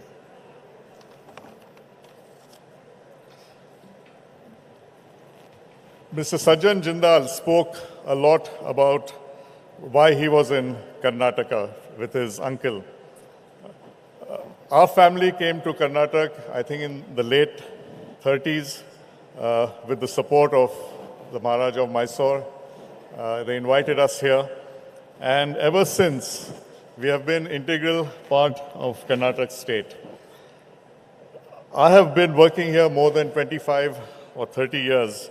And as Sajjan mentioned, in the last 30 years of my career here, in spite of various political parties being in power, the consistency of industrial policy, the consistency of support from the state has been phenomenal and always very, very helpful.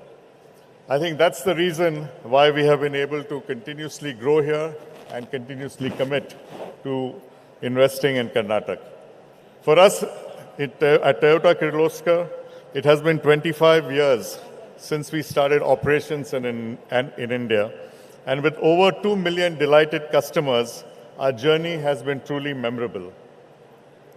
One of the reasons for our success stems from the decision to set base here in Karnataka. The other factors include our strong focus on building local manufacturing ecosystem, promoting skilling, giving back to society, and introducing advanced products that are green and safe.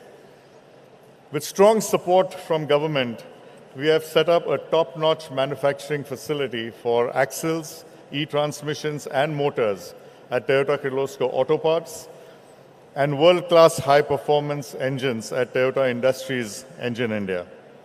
We also benefited from mutually rewarding alliances, support from allied industries, and access to a large skill talent pool. As a result, Toyota has seen satisfactory export growth in the last 25 years, which includes parts and components besides cars. Consequently, we have established a first-rate local supply chain, creating higher employment and bringing more investment to the state and our country. And our supply chain not only includes parts and direct supplies, but also capital equipment. Furthermore, the state's strong focus on electric vehicles sets the framework for the future and matches Toyota's philosophy of shifting towards sustainable mobility. The Toyota Group has been steadily working on achieving carbon neutrality by 2050 and by embracing all technology options to fulfill this goal. And with the state government's support for manufacturing of all electrified technologies that can create a manufacturing ecosystem for the electric powertrain, we expect more investments into Karnataka's electric parts manufacturing ecosystem. There are several reasons to champion Karnataka as an investor's paradise. A very strong economy, a very supportive and progressive government, good infrastructure that continues to grow, improve, vibrant people, excellent living conditions, and the fact that the state ranks high on most national indicators. Karnataka has forever been a bastion of industrial development. We believed in the state's vision and entrepreneurial spirit all those years ago. It was a decision that has never let us down. As such, I am confident that Karnataka will be one of the driving forces in India's quest to become a $10 trillion economy. Thank you. Jai Hind, Jai Karnataka.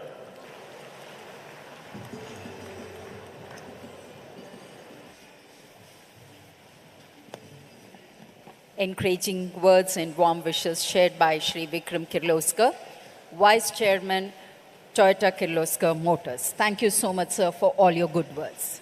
Well, ladies and gentlemen, we now move on to the MOU showcasing infrastructure, industrial logistics park, core centers and general centers. Smart age consumers, employees and companies cannot exist without smart infrastructure.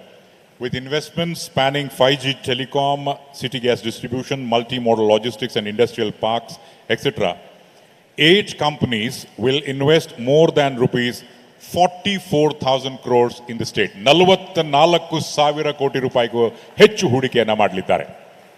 And ladies and gentlemen, we have this list. 5G and network investments from Airtel. We have Vice Chairman Bharti Enterprises, Rajan Bharti Mittal, 15,000 crores of investment. Mobile and fixed line telecommunication business, yes, Rajesh, CEO Jio, Reliance Jio Infocom, investment of 11,000 crores.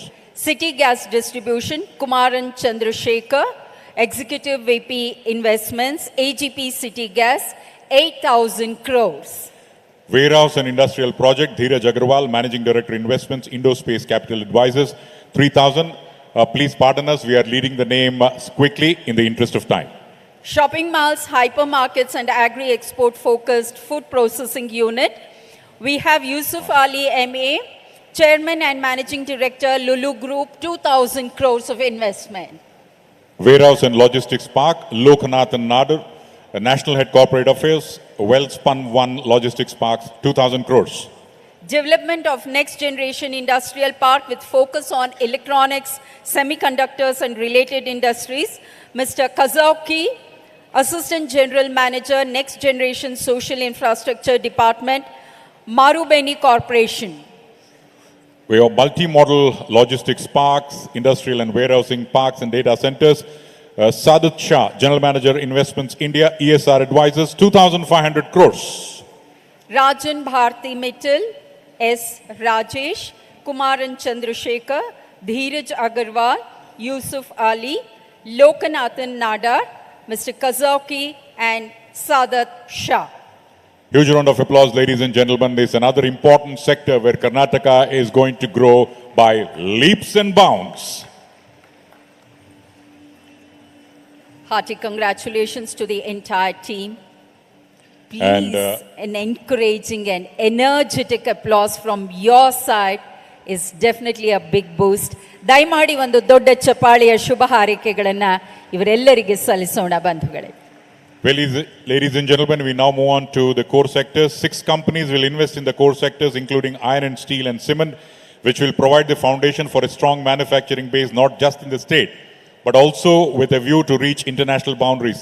Their plans entail a cumulative investment of more than 25,000 crores.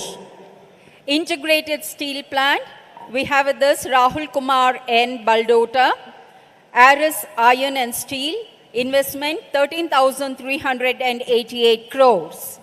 Iron ore processing and pellet plant, HV Desai, Vice President JMD MSPL Limited, investment of 1,611 crores. Cement manufacturing, Harmit Singh Sethi, ED and Group Head Corporate Affairs and Incubation, Dalmia Cement Bharat, 3,000 crores.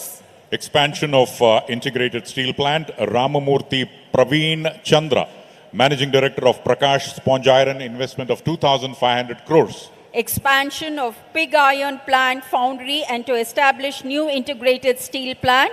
We have with us R.V. Gumaste, Managing Director, Kirloskar Ferrous, 3,025 crores. And finally, expansion of pig iron, alloy steel and new baskets plant, Rajkumar Goyal, Managing Director of SLR Metalinks, 1,500 crores. Well, ladies and gentlemen, with us on dais, Rahul Kumar Yen, H.V. Desai, Harmat Singh Sethi, R.V. Gumaste, Rajkumar Goyal, and Ramamurthy Praveen Chandra.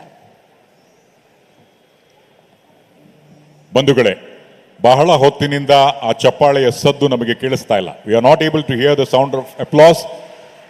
As we are all aware, 3 days of energetic sessions have been planned for all of us. So it's only your encouragement will further motivate. Let's give a round of applause for all the great investors who have come to Karnataka for Build for the World. And this is just the beginning. We are now here at this inaugural event.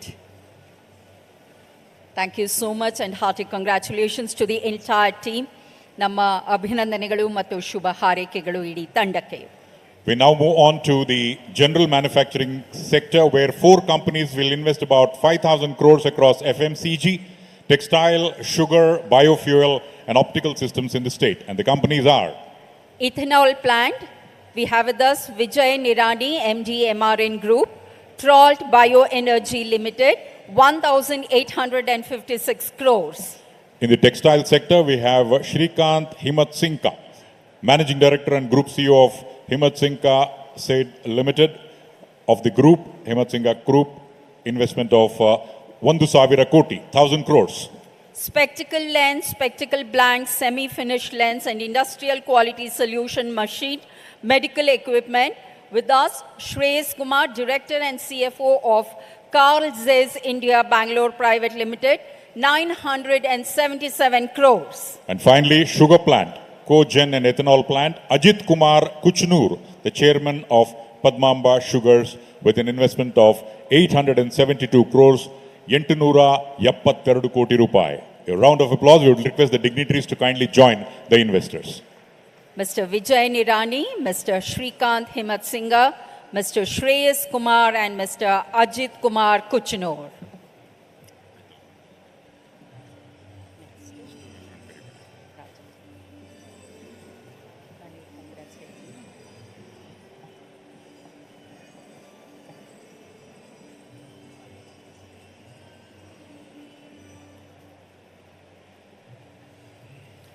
All together making it happen for Namma Karunadu, Karnataka.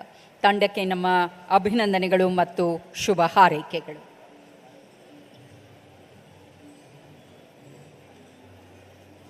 Thank you, sir. Thank you so much. Well, ladies and gentlemen, it's now time to hear the dignitaries of the honorable ministers. First of all, we request Shri Rajiv Chandrasekhar, Honorable Union Minister of State for Skill Development, Entrepreneurship, Electronics and IT. Bandhugale, swagatisi. Shri Rajiv Chandrasekhar.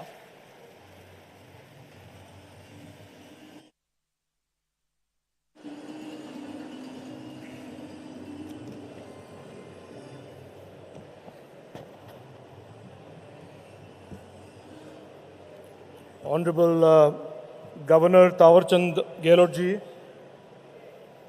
Honorable Chief Minister Basuraj S. Bommai ji, my senior colleagues from the Government of India, Srimati Nirmala Sitharaman ji, Shri Piyush Goyal ji, Shri Prahlad Joshi ji, and to everybody else present on the dais and in the audience,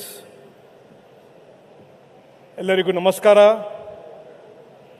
and to investors who have traveled to Bengaluru today, welcome to our beautiful state of Karnataka, and welcome to our beautiful city of Bengaluru.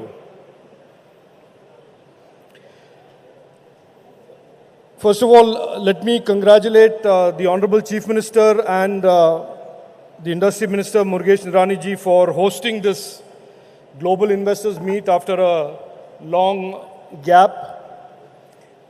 As you are aware, we have all just been through a 2.5-year deep disruption caused by this unprecedented pandemic that had disrupted lives and livelihoods all around the world. And we are slowly but surely emerging as a nation, as a state, and indeed globally from that disease. I must extend at the very outset my thanks on behalf of every citizen of Karnataka and every citizen of Bengaluru for the efforts of the government of Karnataka under the former Chief Minister Yediyurappa first, and then under our hard-working Chief Minister Basavaraj Bommai for doing what they did during the entire pandemic in protecting lives, livelihoods, and the economy. Also, I must take this opportunity to thank our Honorable Finance Minister for all our efforts and programs and schemes during the pandemic, including the ELGS for our MSMEs and the world's largest food distribution program under the PMGKY and the Prime Minister Garib Kalyan Anna Yojana that has helped keep the vulnerable parts of our economy and society protected during this COVID pandemic.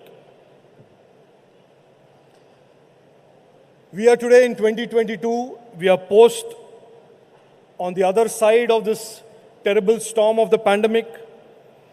India as a nation has emerged stronger. We are the fastest growing major economy in the world. We have received, as the Honorable Prime Minister pointed out this morning, the highest FDI in the world. We have created the fastest growing innovation ecosystem in the world. We have demonstrated the highest ever exports ever in the history of India. And in the last 3 years alone, 66% of all the FDI in electronics manufacturing has come to India in the last 3 years alone. I will speak today to you in short about the opportunity that the technology ecosystem and the technology economy represents for all of you as investors. India's ambitions post-COVID has been reimagined. Our Honorable Prime Minister has laid a target for us of $1 trillion digital economy, and he has referred to the coming 10 years as India's decade. Congratulations to all the MOUs in the EV sector and the electronic sectors today that were signed.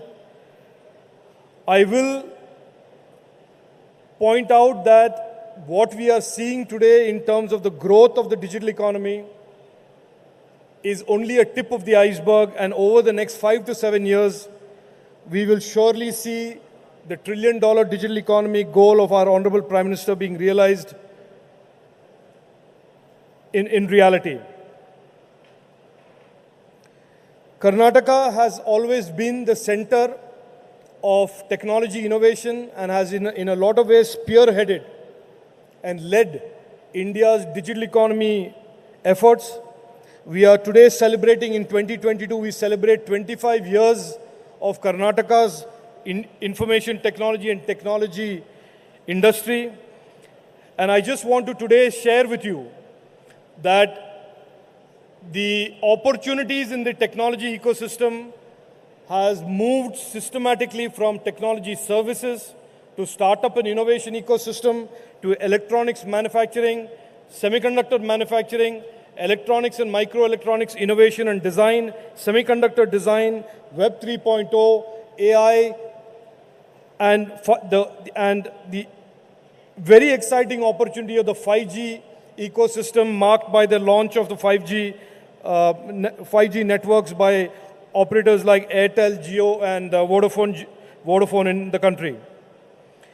As Rishad mentioned, one of the very impressive things that the government of Karnataka has done to address the issue of talent and opportunity is to ensure with deft policy making, move the opportunities in the post-COVID world to Tier 2, Tier 3 cities where there is less pressure on infrastructure and more availability to talent.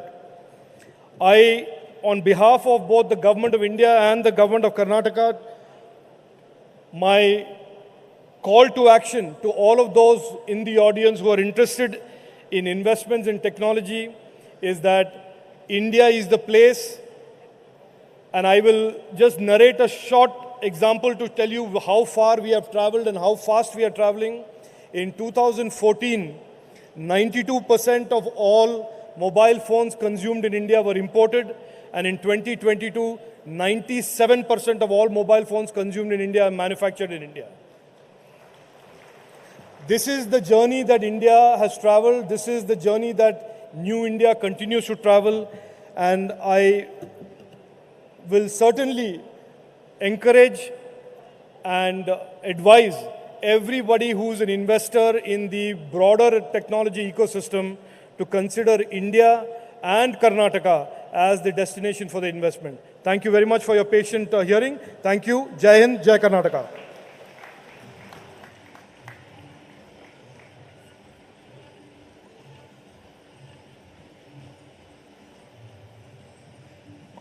Thank you, Shri Rajiv Chandrasekhar, for that inspiring speech. Dhanyavadagalu, sir. And now it's time for keynote address by Honorable Minister for Parliamentary Affairs, Coal and Mines, Government of India. Swagat Sona, Shri Prahlad Joshi Avaran.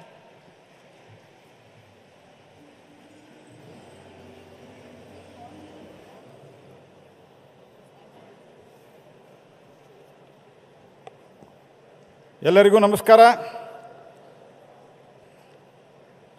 Good afternoon to all. Shri Thawarchand Gehlot, Governor of Karnataka, Shri Basavaraj Bommai, Chief Minister of Karnataka, my senior colleague and most successful Finance Minister of the country, Srimati Nirmala Sitharaman ji, one more my senior colleague and leader in the Rajya Sabha, Shri Piyush Goyal ji, Rajiv Chandrasekhar ji, Murugesh Nirani, Karnataka's Minister for the Large and Medium Scale, other dignitaries and the esteemed guests. First of all, I would like to congratulate wholeheartedly and appreciate the efforts put by Karnataka government under the leadership of Shri Basavaraj Bommai ji and Shri Murugesh Nirani ji. And in fact, I can tell you, if at all more than 5 lakh crores investment is to be announced and some have been already approved, it is because of the proactive 7 lakh crores. 7 lakh crores, I'm sorry. It is because of the leadership given by Shri Bommai ji and Shri Murugesh Nirani and the very, very active and most efficient bureaucrats, Shri Raman Reddy and Ranjan Gunjan also. I congratulate you all. And also, Prime Minister, morning while inaugurating, he has narrated about the important milestones and the important achievement of the Karnataka. In many sectors, Karnataka is first. That is because of the both political leadership and proactive bureaucratic approach. And Pradhan Mantri ji recently has also talked about the Karnataka's Mann Ki Baat on 30th October itself. And again, in September, last September, Modi ji visited Mangalore and laid the foundation stone for the rupees 300-800 crores at Mangalore. This is as per his vision of Karnataka seeing unprecedented development. The state is receiving special attention. The double-engine government, the union and state is ensuring Kannadigas benefit for the principles of policies and the principles of the union and the state government. Karnataka has witnessed a very high economic growth in recent years with the analyzed 8% plus growth in GSDP over the last few years, which is higher than the national average growth. For that, I congratulate Shri Bommai and previous Minister, Chief Minister Shri Yediyurappa. Karnataka, as far as infrastructure is concerned, and the support of the Government of India under leadership of Prime Minister Shri Modi, one of the biggest beneficiary of the Sagarmala. We have, as far as the road connectivity is concerned, I think in last almost 62 years before we could come to power in the center under the leadership of Modi, whatever the highways were built, Now, only in these 7 years, more than that we have built in only in 7 years in Karnataka, thanks to Prime Minister Modi. And also, piped water has reached more than 30 lakh rural families in Karnataka. And national highways, apart from Sagarmala, 70,000 crores of worth national highways are now being implemented in Karnataka. More than 1 lakh crore worth projects are in pipeline. Many projects, including Bangalore-Chennai Expressway, development of the 6-lane Bangalore-Mysore Road Highway, Greenfield Corridor connecting Bangalore-Pune, Bangalore-Satellite, Ring Road, are all under construction or underway. There has been more than 4 times increase in the railway budget. Previously, you used to get 600, 700 crores for the railway projects in Karnataka. Now we are getting 3,000, 3,700, 600 crores this time we got, thanks to Honorable Nirmala Sitharaman ji for that. Railway lines have been widened more than 4 times in speed in last years. A major part of the electrification railway lines in Karnataka has been completed in last 8 years. If I can recall, the broad gauge conversion from Dharwad to Bangalore, it took more than 20 years. But within 4 years, we are completing doubling and electrification both. This is the phase of the phase how we are working. So Make in India, already many people have referred, and the World Bank ease of doing business. The report registered a jump of 79 ranks, that is from 142 to 63 in 2020. Several other initiatives, you all know, Honorable Prime Minister has already referred about the lowest corporate tax in the world. And as far as the power sector is concerned, it is one or other way, it is directly related to my department also. We have opened the coal mine, and I can also say this year, total domestic coal production will be 900 million ton, just less than 1 billion. And by 25-26, alone Coal India will do 1 billion production as far as coal is concerned. So, thanks to Honorable Nirmala Sitharaman ji, for gasification, she has allocated an incentive scheme of 6,000 crores, and I invite you, as a coal minister, I invite you to invest in gasification and also participate in the commercial coal mine auction, where there is a 50% of the rebate or concession as far as revenue sharing is concerned. And as you all know, when there was a severe problem in the world, and also when there was steep hike as far as petroleum products are concerned and also coal is concerned, when it was 14 to 15,000 per ton in the world, we are supplying the coal just for 1,800 rupees in the country. So this is what we are doing. And as far as mining sector is concerned, the recent reforms under the guidance and the direction of Honorable Prime Minister, last year, what reforms we brought. After that, before to that, the total auction was around 100 coal blocks, 100 mines, other than coal. And after the reforms, only in 15 or 16 months, there are 108 coal mine blocks we have auctioned, and out of that, just 2 days before, 2 gold mines have been auctioned in Andhra Pradesh.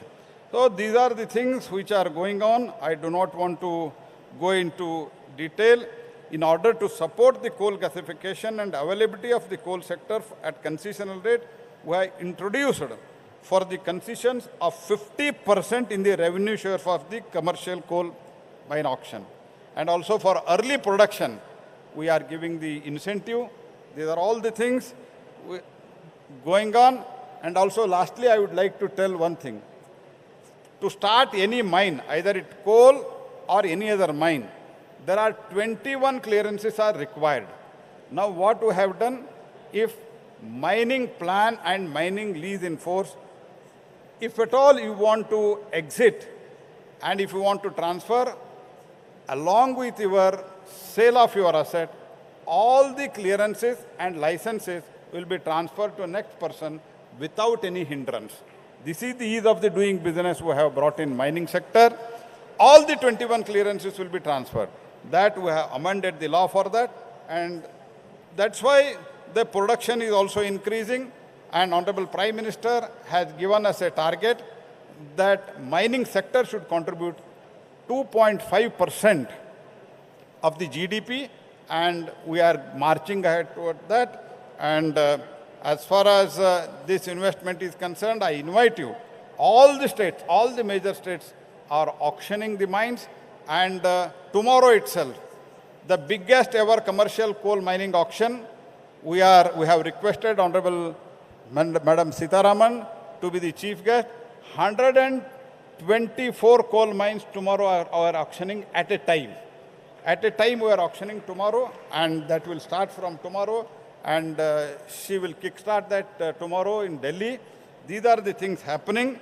And as far as Karnataka, as you know, infrastructure is improving. The railway line, we are improving like anything, doubling electrification. At the same time, just we had 3 airports before we could come back.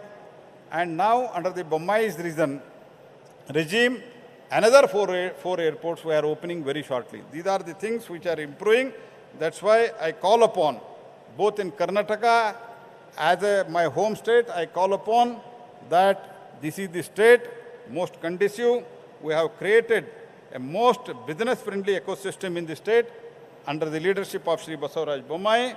And as far as mining sector, which is my department, we have done a lot of changes under the guidance of Prime Minister Shri Modi ji. I invite you to all invest and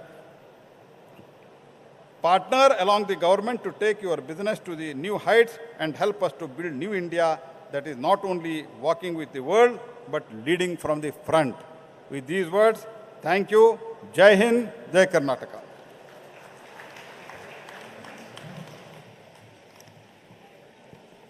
Highlights of coal and mine sector share ಮತ್ತು ಕರ್ನಾಟಕದಲ್ಲಿ ಹೂಡಿಕೆದಾರರಿಗೆ ಸ್ವಾಗತ ಅನ್ನುವಂತಹ ಆದರದ ನುಡಿಗಳನ್ನು ಸಹ ಹಂಚಿಕೊಂಡಿದ್ದಾರೆ. ಮಾನನೀಯ ಕೇಂದ್ರ ಸಚಿವರು ಶ್ರೀ ಪ್ರಹ್ಲಾದ್ ಜೋಶಿ ಅವರಿಗೆ ಗೌರವದ ವಂದನೆಗಳನ್ನು ಅರ್ಪಿಸುತ್ತಿದ್ದೇವೆ. Well, ladies and gentlemen, we now have a keynote address by the Honorable Union Minister of Commerce and Industry, Shri Piyush Goyal. ಬಂಧುಗಳೇ, ಜೋರಾದ ಕರ್ತಾಡನದೊಂದಿಗೆ ಸ್ವಾಗತಿಸಿ Shri Piyush Goyal.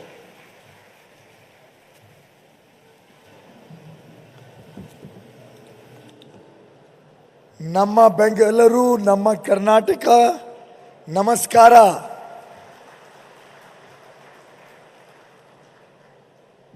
Honorable Governor of Karnataka, Shri Thawarchand Gehlot ji, Honorable Chief Minister of Karnataka, and my good friend, my brother, Shri Basavaraj Bommai ji, Honorable Finance Minister of India, who has steered the country, steered the economy through very tough times through the last years of pandemic and now the serious geopolitical situation, Honorable Srimati Nirmala Sitharaman ji, my good friend and brother Prahlad Joshi ji, Rajiv Chandrasekhar ji,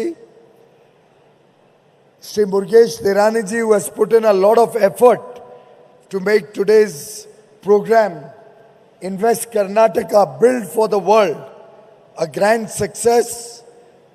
Captains of industry, other distinguished dignitaries on the dais, off the dais, friends of the media, ladies and gentlemen.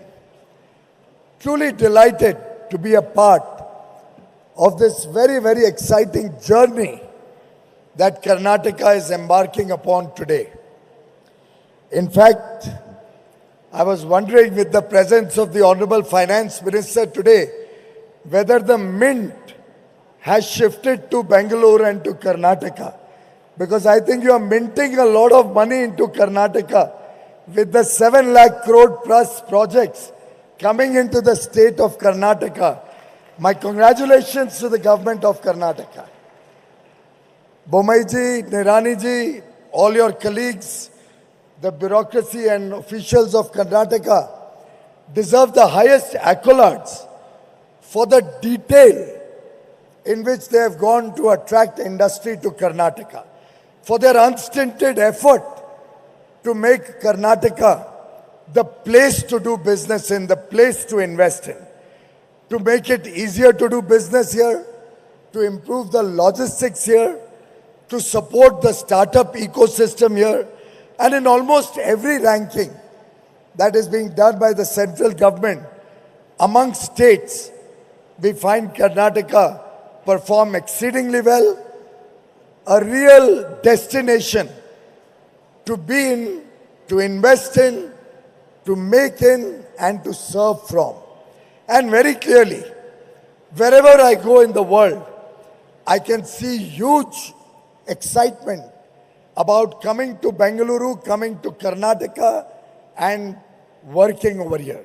Only yesterday, I was doing a call with my counterpart, the Commerce Secretary of the United States of America, and we were finalizing our next commercial dialogue, which will be held in India sometime in February next year.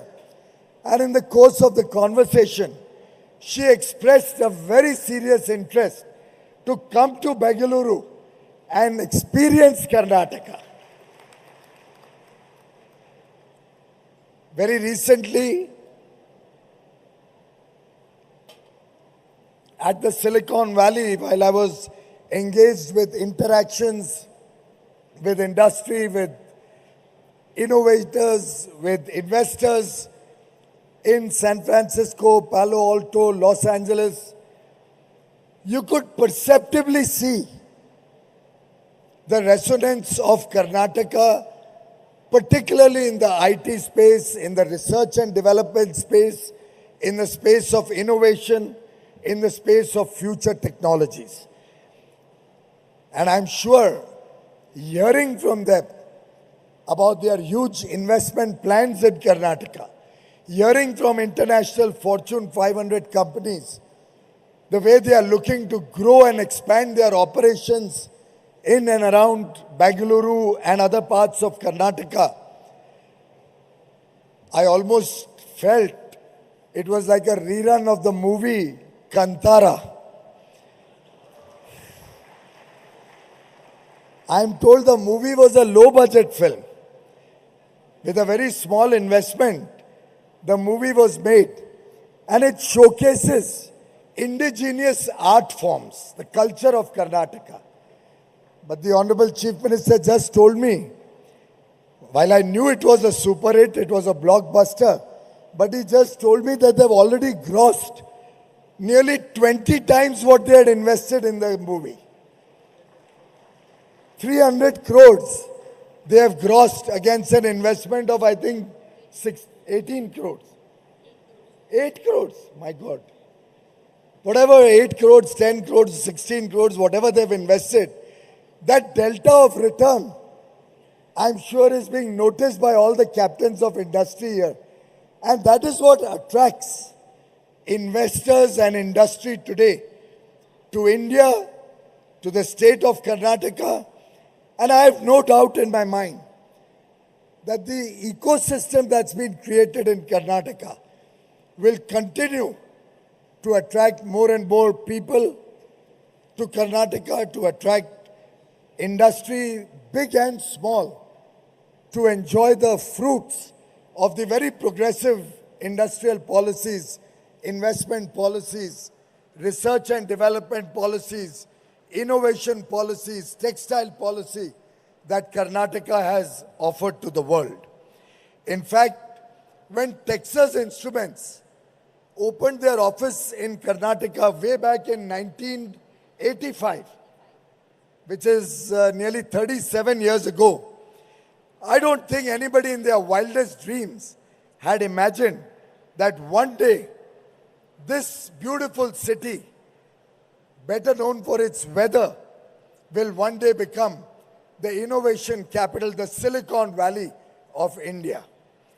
In fact, I'm sure wise investors, or if I may say, wiser investors.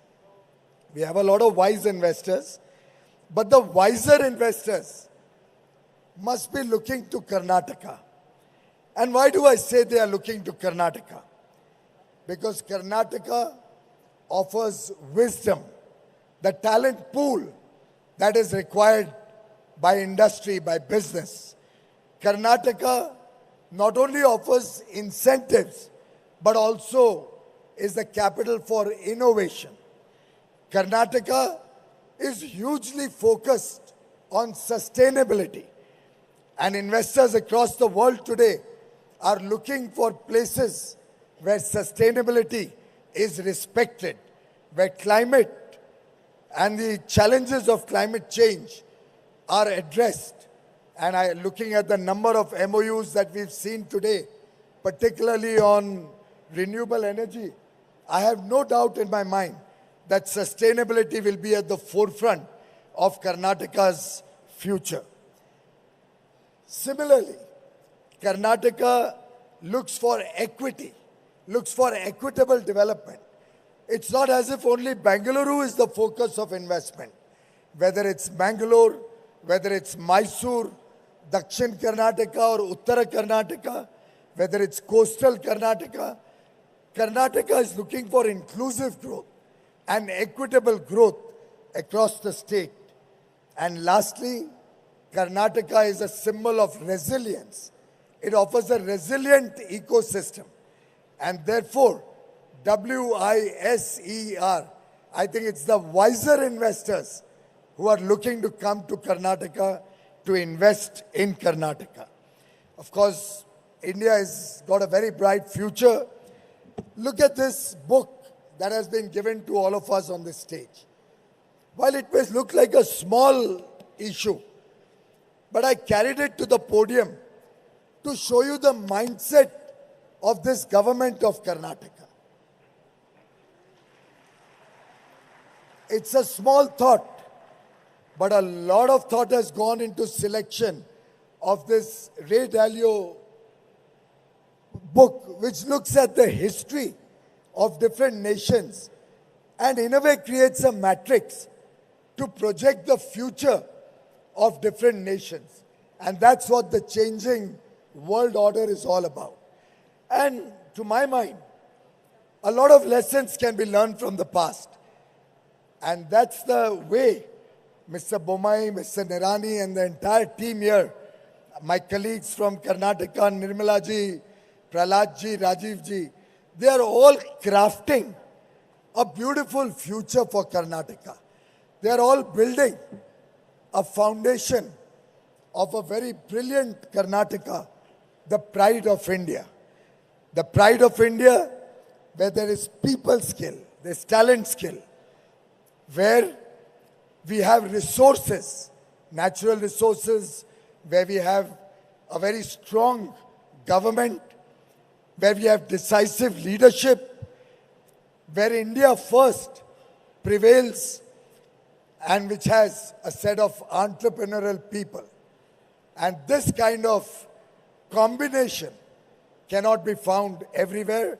Karnataka boasts of a combination of very alluring factors which makes Karnataka the pride of India, the right place to invest in India, where whether it's logistics, whether it's infrastructure, whether it's ease of doing business, or it is cost of doing business. All factors are looked into, are focused on. In fact, Karnataka not only looks at smart manufacturing or Industry 4.0, it's focused equally on the service sector, the Internet of Things, all futuristic technologies and innovative ideas are available in Karnataka. So not only will Karnataka make in Karnataka for the world, but it will serve from Karnataka the entire globe. And that collectively is the strength of Karnataka. Friends, Today the world looks at India as a trusted partner. Through the pandemic, we met all our international obligations. Not for a single day did any company around the world have to suffer a disruption in their supply chains. And all those who had an element of that supply chain in Karnataka are happy that Karnataka made the enabling environment which did not let down anybody in the world. And therefore, I can clearly see that trust resonating in a large amount of investor interest, leading to an investment potential of at least 7 lakh crores. I can see that some investors are also looking at increasing their potential investments in this state. And I have no doubt, under the leadership of Chief Minister Bommai and his colleagues, and the very, very sensitive bureaucracy that we have here, we'll be able to fructify these investments, put them on the ground fast, and ensure the prosperity of every person in Karnataka. In fact, I think the time has come that the government and investors in Karnataka not only look for gold. I know gold is available in KGF, the Karnataka gold fields. But just like you are looking at prosperity in your businesses, you're looking at prosperity for the people of Karnataka, I invite all of you to invest in Karnataka, to invest in growth, to invest in the future. Let KGF be our mantra, Karnataka, growth and future. Thank you very much, ladies and gentlemen.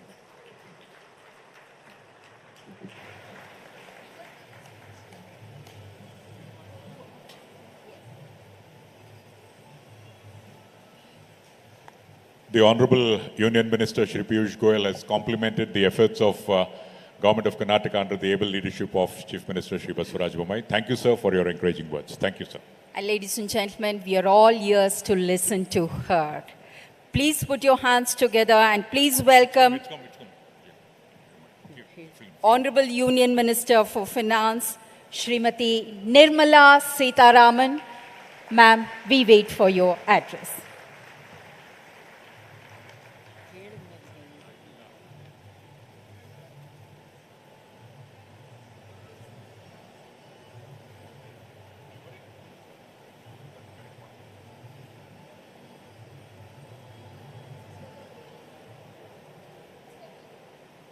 Good afternoon, and thank you for patiently hearing all of us out. Honorable Chief Minister, Honorable Governor Thawarchand Gehlot ji, my colleagues in the Union Council of Ministers, also the ministers from Karnataka government, business leaders who are on the dais, and all investors who have really brought light and hope with the MOUs you have signed today. I welcome you all as a representative of Karnataka in the Rajya Sabha. I welcome you all. Let me at the outset appreciate the Karnataka Chief Minister, Minister Murugesh Nirani, and also the entire team of bureaucrats who have really toiled the last year to make sure that after a break indeed of a couple of years, when this global investors meet is happening here in Bengaluru, there would be investors who will come here because of the record of Karnataka, record of Bengaluru in facilitating industrial and also service-related activities. So congratulations for all of them, all of you who have come into the state with newer proposals or proposals to expand your existing business. I'd like to just draw an attention to Honorable Prime Minister's speech this morning, and draw also from what is evolving around India globally. All over, there is definitely a sense of uncertainty, immense amounts of challenges, and that is not just for India. Every country in the world feels the headwinds are very strong, elements of certainty completely absent.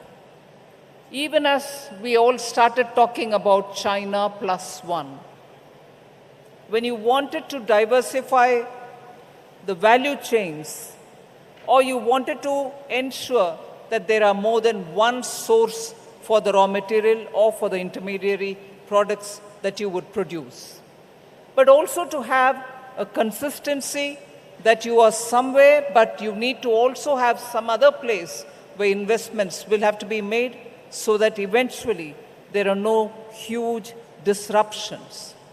But that situation did not have its complete solution.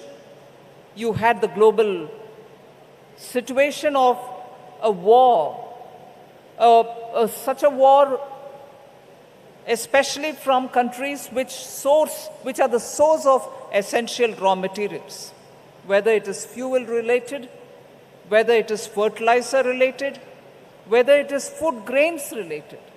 So you have these countries which are at a situation, which are at a war-like situation, which are at war, which is causing a lot of insecurity to the globe, particularly in the area of fuel, energy that is, and food.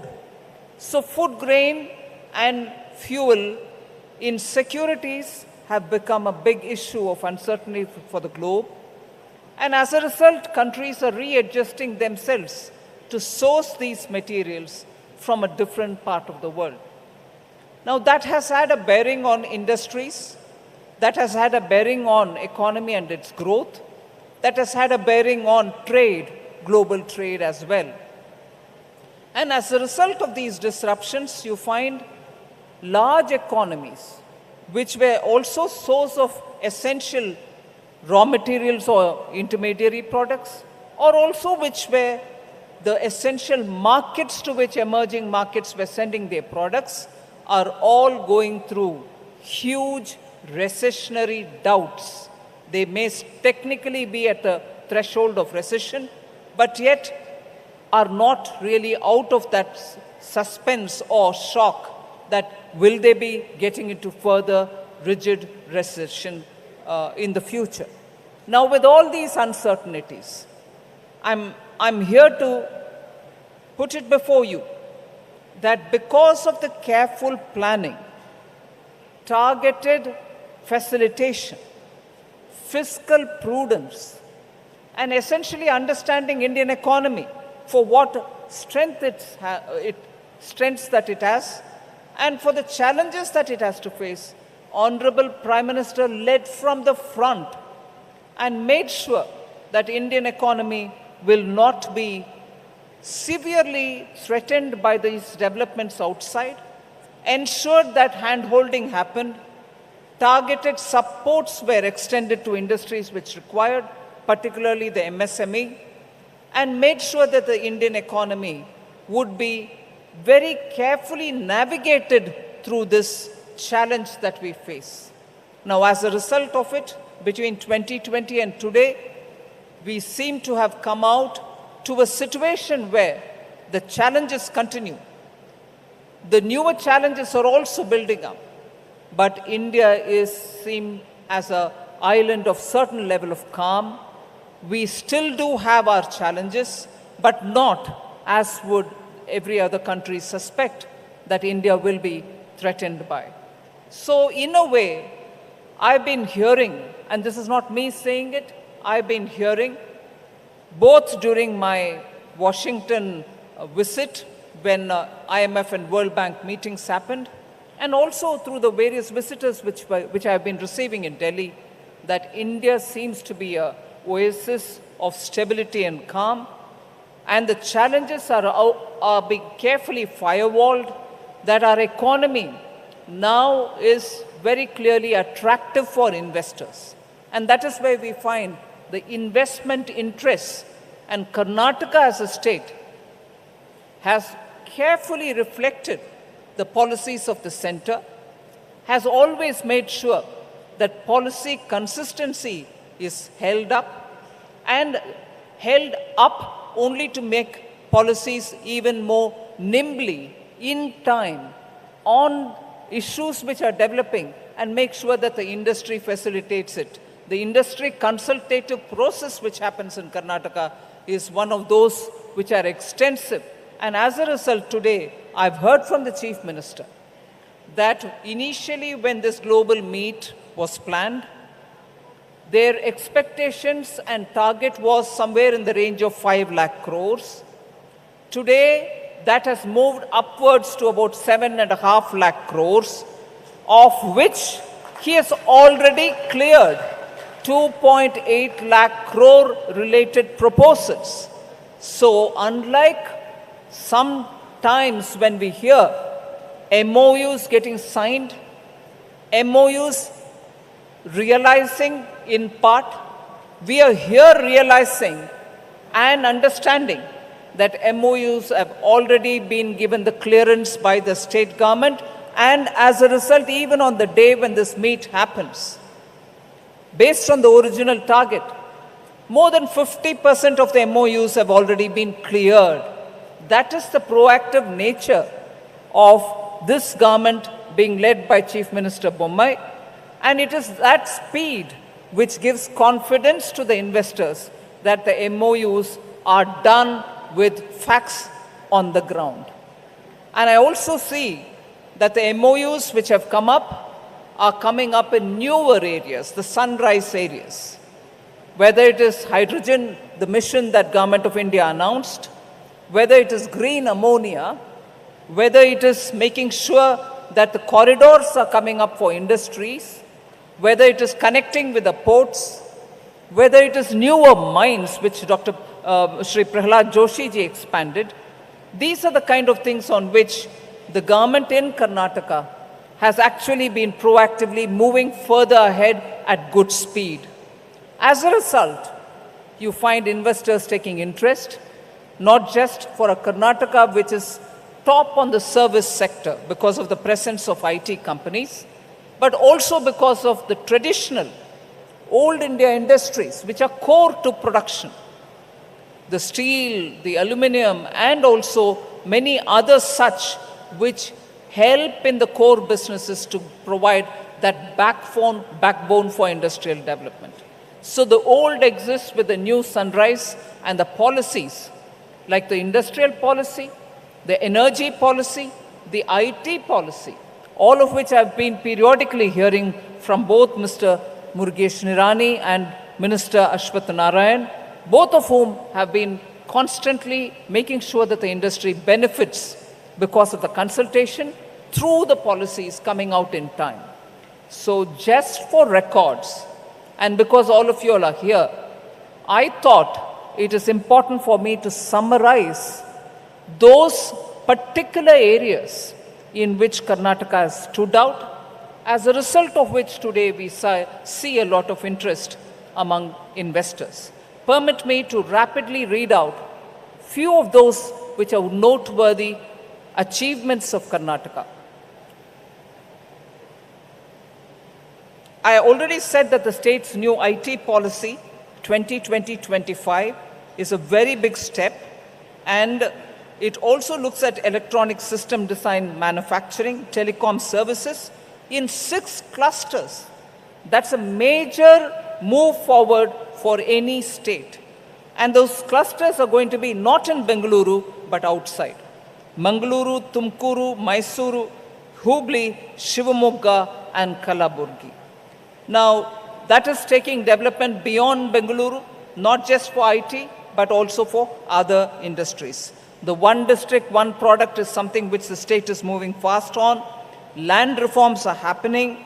Similarly, the renewable energy policy of the state is something which I think is very rewarding. And as a result, you have a lot of investments happening in the renewable energy area as well.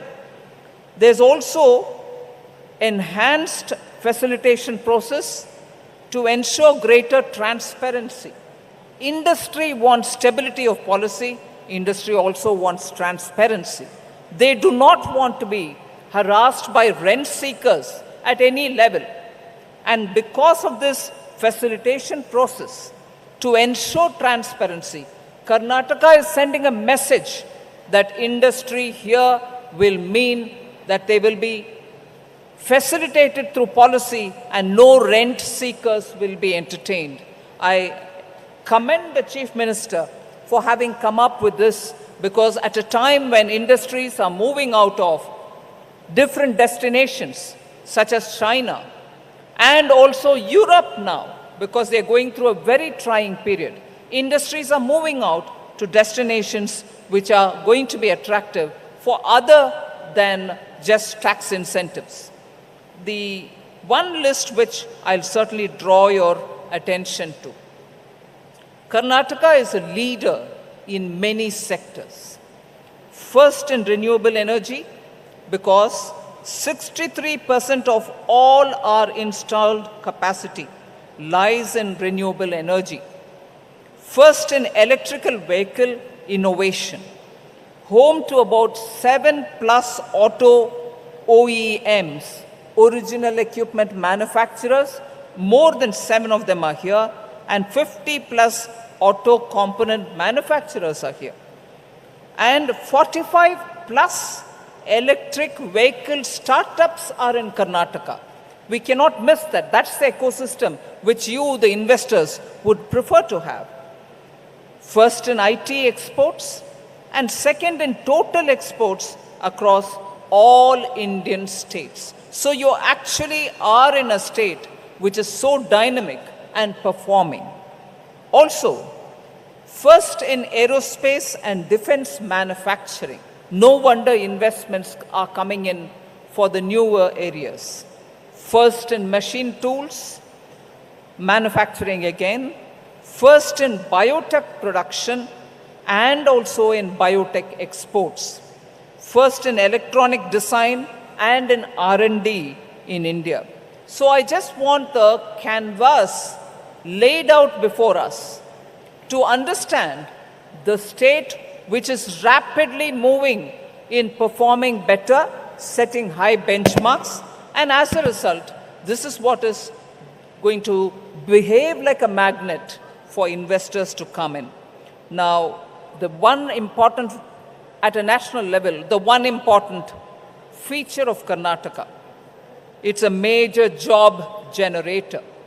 And on that, I would like to tell you, so when you're moving in from different parts of the world, you're coming in because of the policy consistency, you're coming in because there is a policy at the Government of India level which gets matching response in a state, so the two engines are working together and therefore powerfully. But the more important thing is you're coming here because the policy is nimble and takes you forward fast. Equally, it's also the state which has the knowledge base, the number of skill sets that the young here, the youth here have, is an attraction that you're coming in. That gets summarized in this one point. Karnataka is a major job generator. Having produced 10% of all the formal jobs in the country, while contributing 8.8% to the national GDP, whilst its population is only 5% of the total national population. 5% population contributes 8% to the gross domestic, 8.8% to the gross domestic GDP, and therefore the biggest job creator, that is about 10% of all the jobs, formal jobs in the country, is generated here.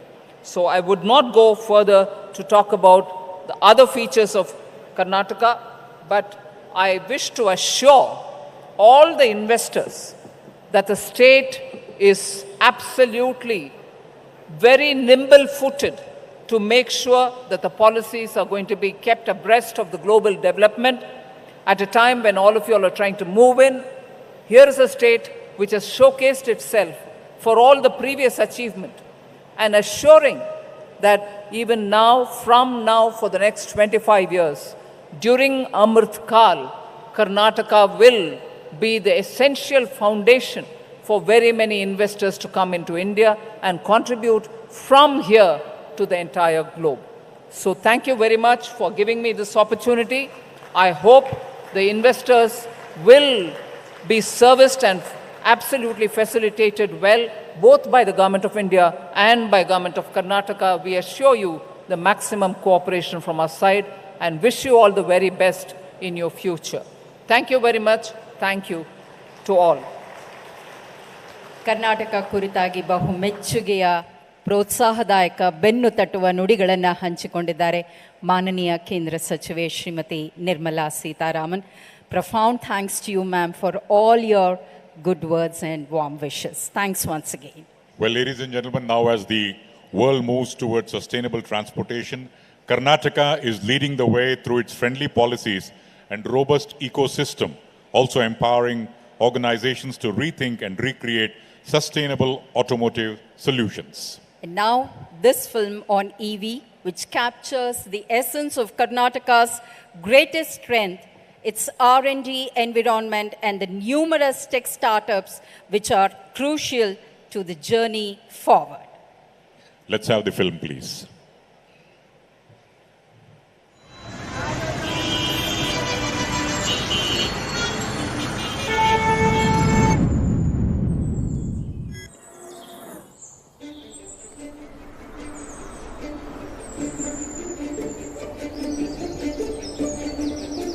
They say change is the only constant. And when change captures the imagination, it becomes a revolution. We in Karnataka are excited to be a part of the global dream of sustainable transportation. Innovations that will make vehicles cleaner, greener, faster, smarter. We were pioneers in developing electric vehicles. Today, our ecosystem drives the future. We help the biggest names build automotive solutions of tomorrow. The best infrastructure supports the greatest ideas. As brands push to solve the most challenging problems, we empower them. Our network of highly specialized technical institutions is the foundation of our skilled and talented pool of automotive engineers. Our human resources are our greatest strength. They are the ones who create. They are the ones who dream. We are home to some of the most enterprising startups in the world. These innovative minds are pushing boundaries, building on ideas that are redefining the world of automotives, creating change.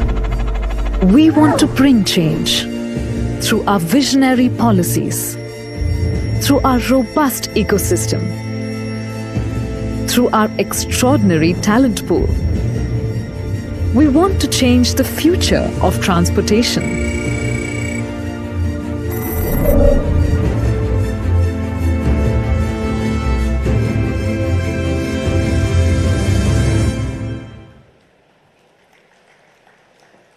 Dhanyavadagalu.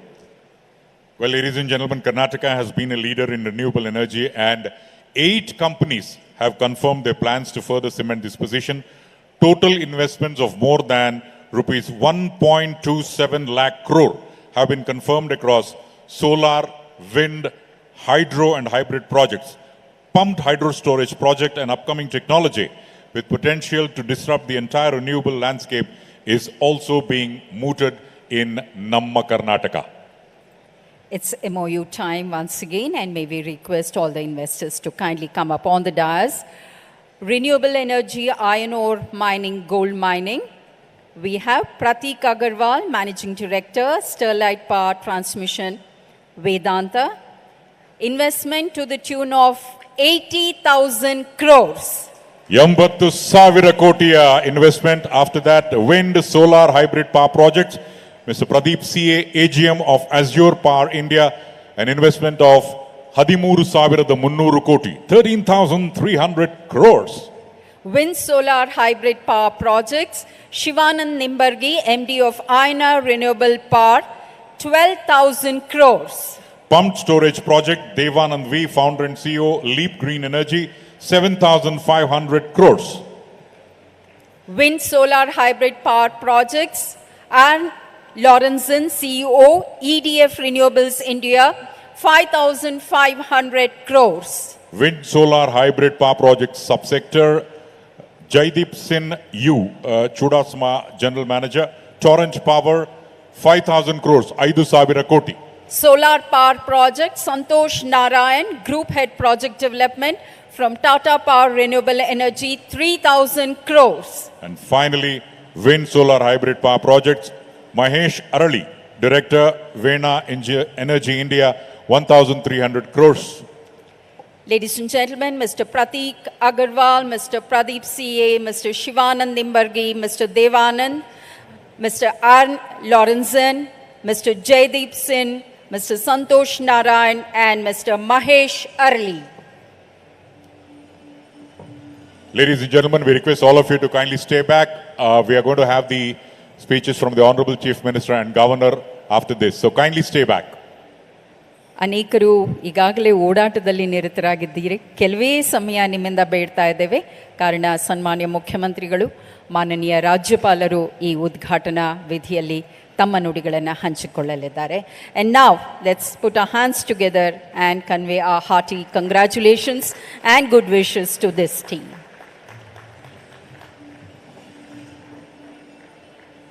ಧನ್ಯವಾದಗಳು. The thumbs up says it all. Thank you, sir. ಇನ್ನೀಗ ಆದರಣೀಯ ಮುಖ್ಯಮಂತ್ರಿಗಳ ನುಡಿಗಳನ್ನು ಆಲಿಸುವ ಸಮಯ. Ladies and gentlemen, it's our privilege and pleasure to request the Honorable Chief Minister of Karnataka, Shri Basavaraj S. Bommai, to address all of us. Put your hands together ಮತ್ತು ಸ್ವಾಗತಿಸಿ Shri Basavaraj Bommai ಅವರನ್ನು.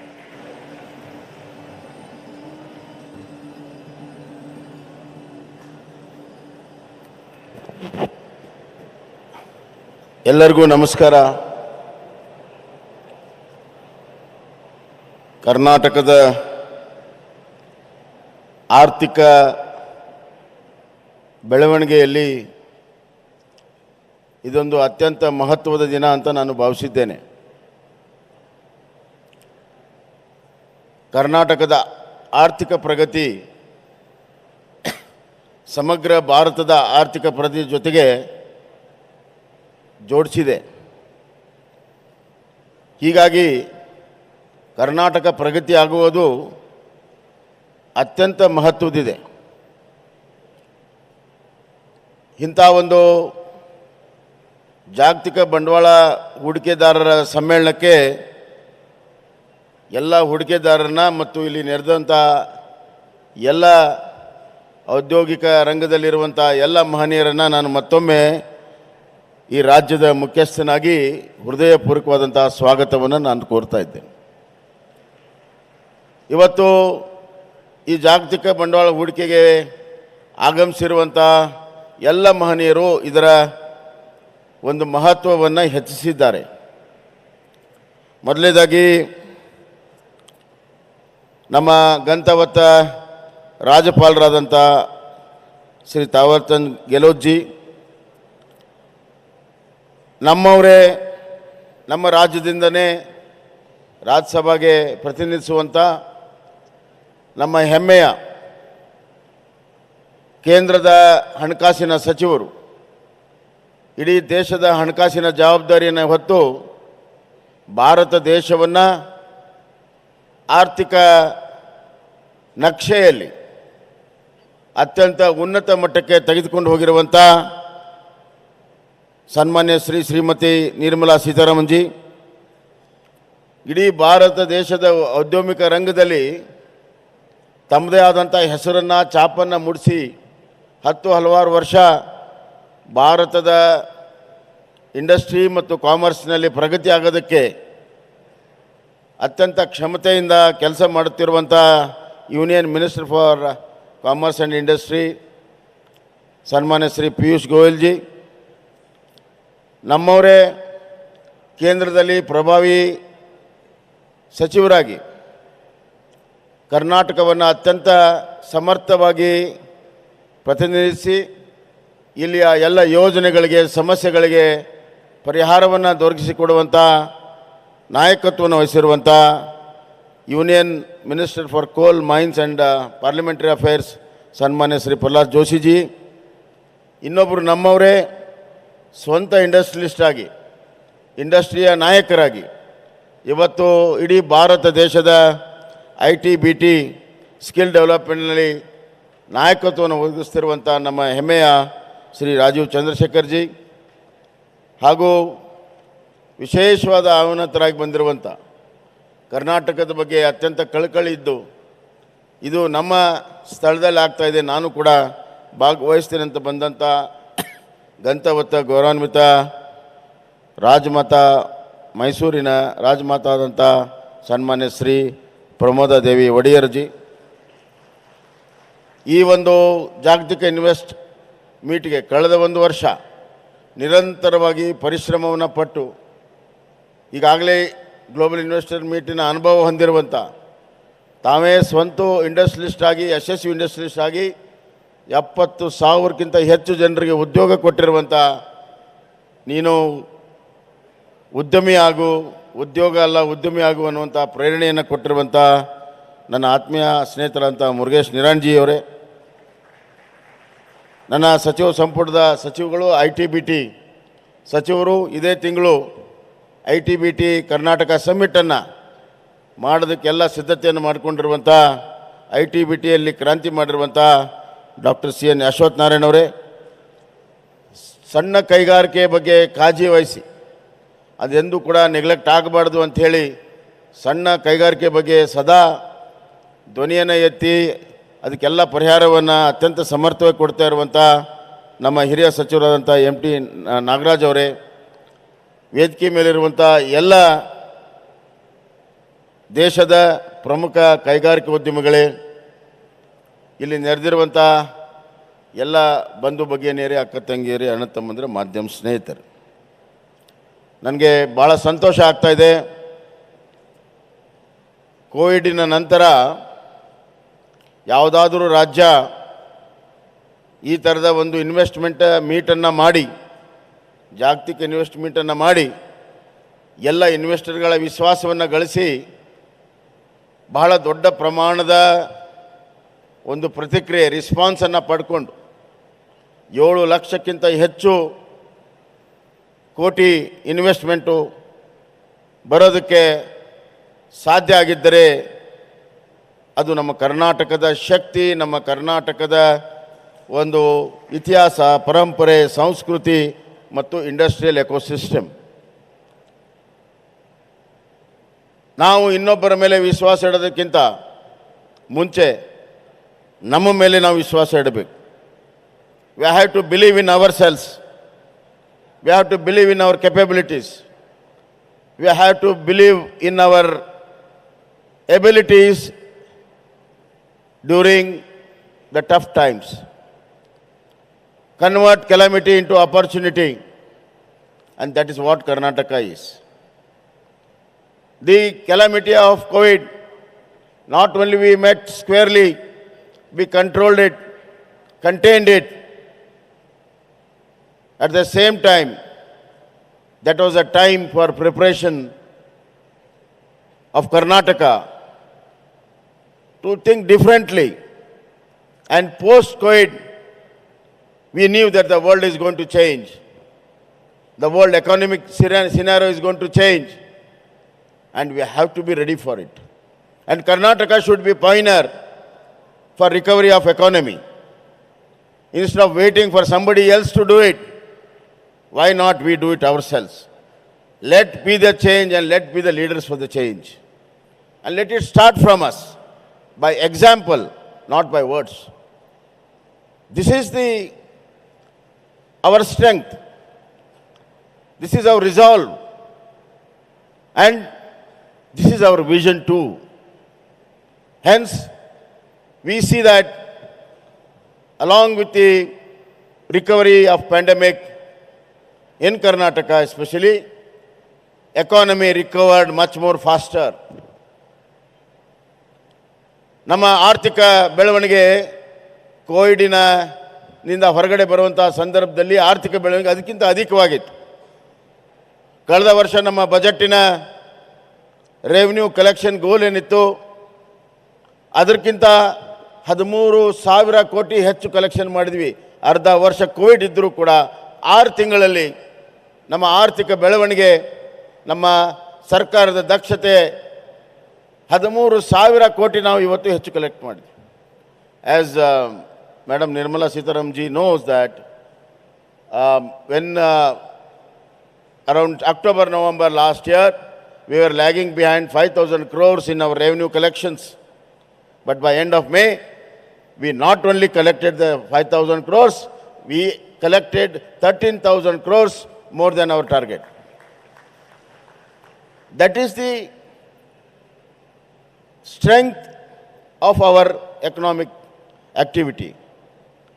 We are one of the highest GST collection states. In fact, we are number 2 now. And Madam will be very happy. We were number 3 and number 4 last year, but we have become number 2, Piyush ji. Therefore, the activity down at the ground is swelling, and we have to respond from the top. We should have a better policy. We should have a better ecosystem, and that's exactly what we are doing. Karnataka is not only a place for a better ecosystem, we are forward-looking policy state. We have policies for ease of doing business, industrial incentive policies. Apart from that, we have got policies on semiconductors, we have got policy on EV, plus this year we have brought in policy for encouragement of R&D. Karnataka is the first state to bring in policy for R&D. In a sentence, if you want to describe it, R&D policy is we are going to encourage the R&D from garage to the biggest institutions. And to complement our R&D policy, we have got niche institutions like Indian Institute of Science. Now we have got IIT, then we have got IIMs, we have got CFTRI, we have got DRDO, whole lot of institutions, premier institutions are there in Karnataka. And R&D policy was very much necessary because 400 niche R&D policies are there in Bangalore.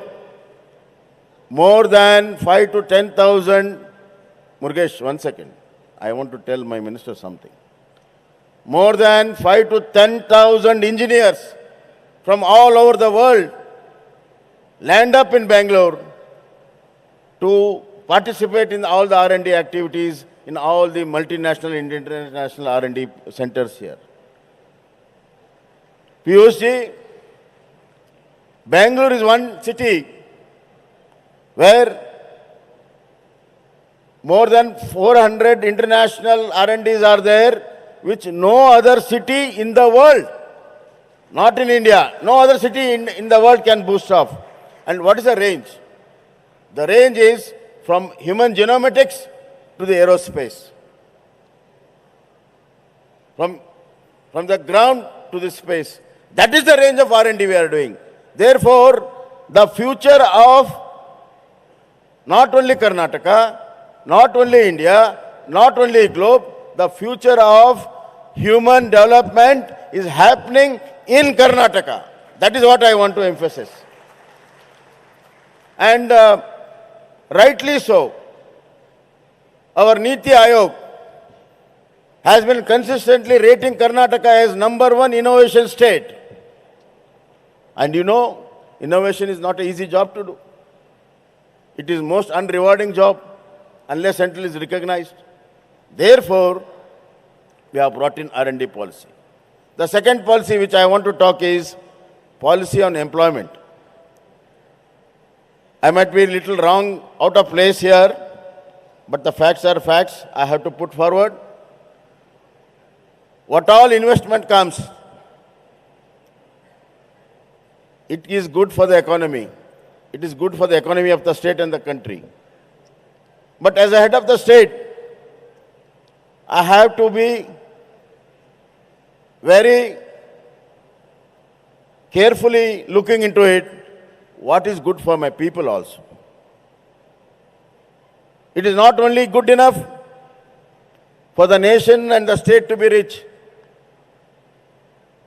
It is very much important that people of the country and the state also be benefited. They should also be economically strong. They should be also rich. People of this country and state should be rich. And that comes only through hard work, and the hard work comes through employment opportunities. Therefore, I have made an employment policy. My dear friends who are investing and who are invested, the good news is we are going to give all the incentives on the capital investments. You need not worry. Not even a single % will be reduced. It can be much more. But those who can employ more, the incentives will be more. If we employ more people, more incentives is going to come. And that is going to flow back in the system.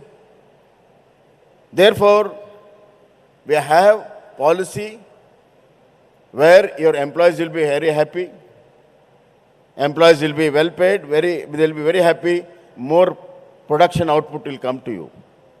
Ultimately, in business, whatever we invest, it has to come back.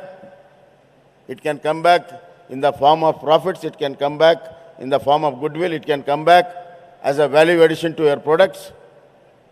And that's going to happen in Karnataka. And Karnataka is a place where challenges are met. We are not only part of the problem. Myself and my government want to be a part of solution. There is a solution for all the problems. Hence, there are some issues, policy issues, there might be some infrastructure issues, where we will meet them very squarely, sitting on the table across.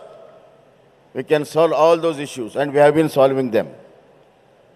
So I want to assure every investor that please come, invest, be prosperous, make the state prosperous, and more than anything else, have a good experience of investment, good experiment of business doing. Karnataka is a place where you feel at home. You feel at home after investing.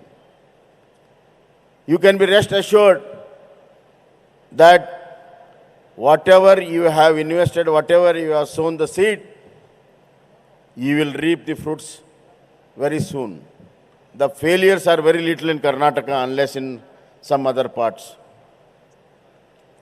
And as our Piyush Goyal ji and Madam has stressed, the competition is most welcome.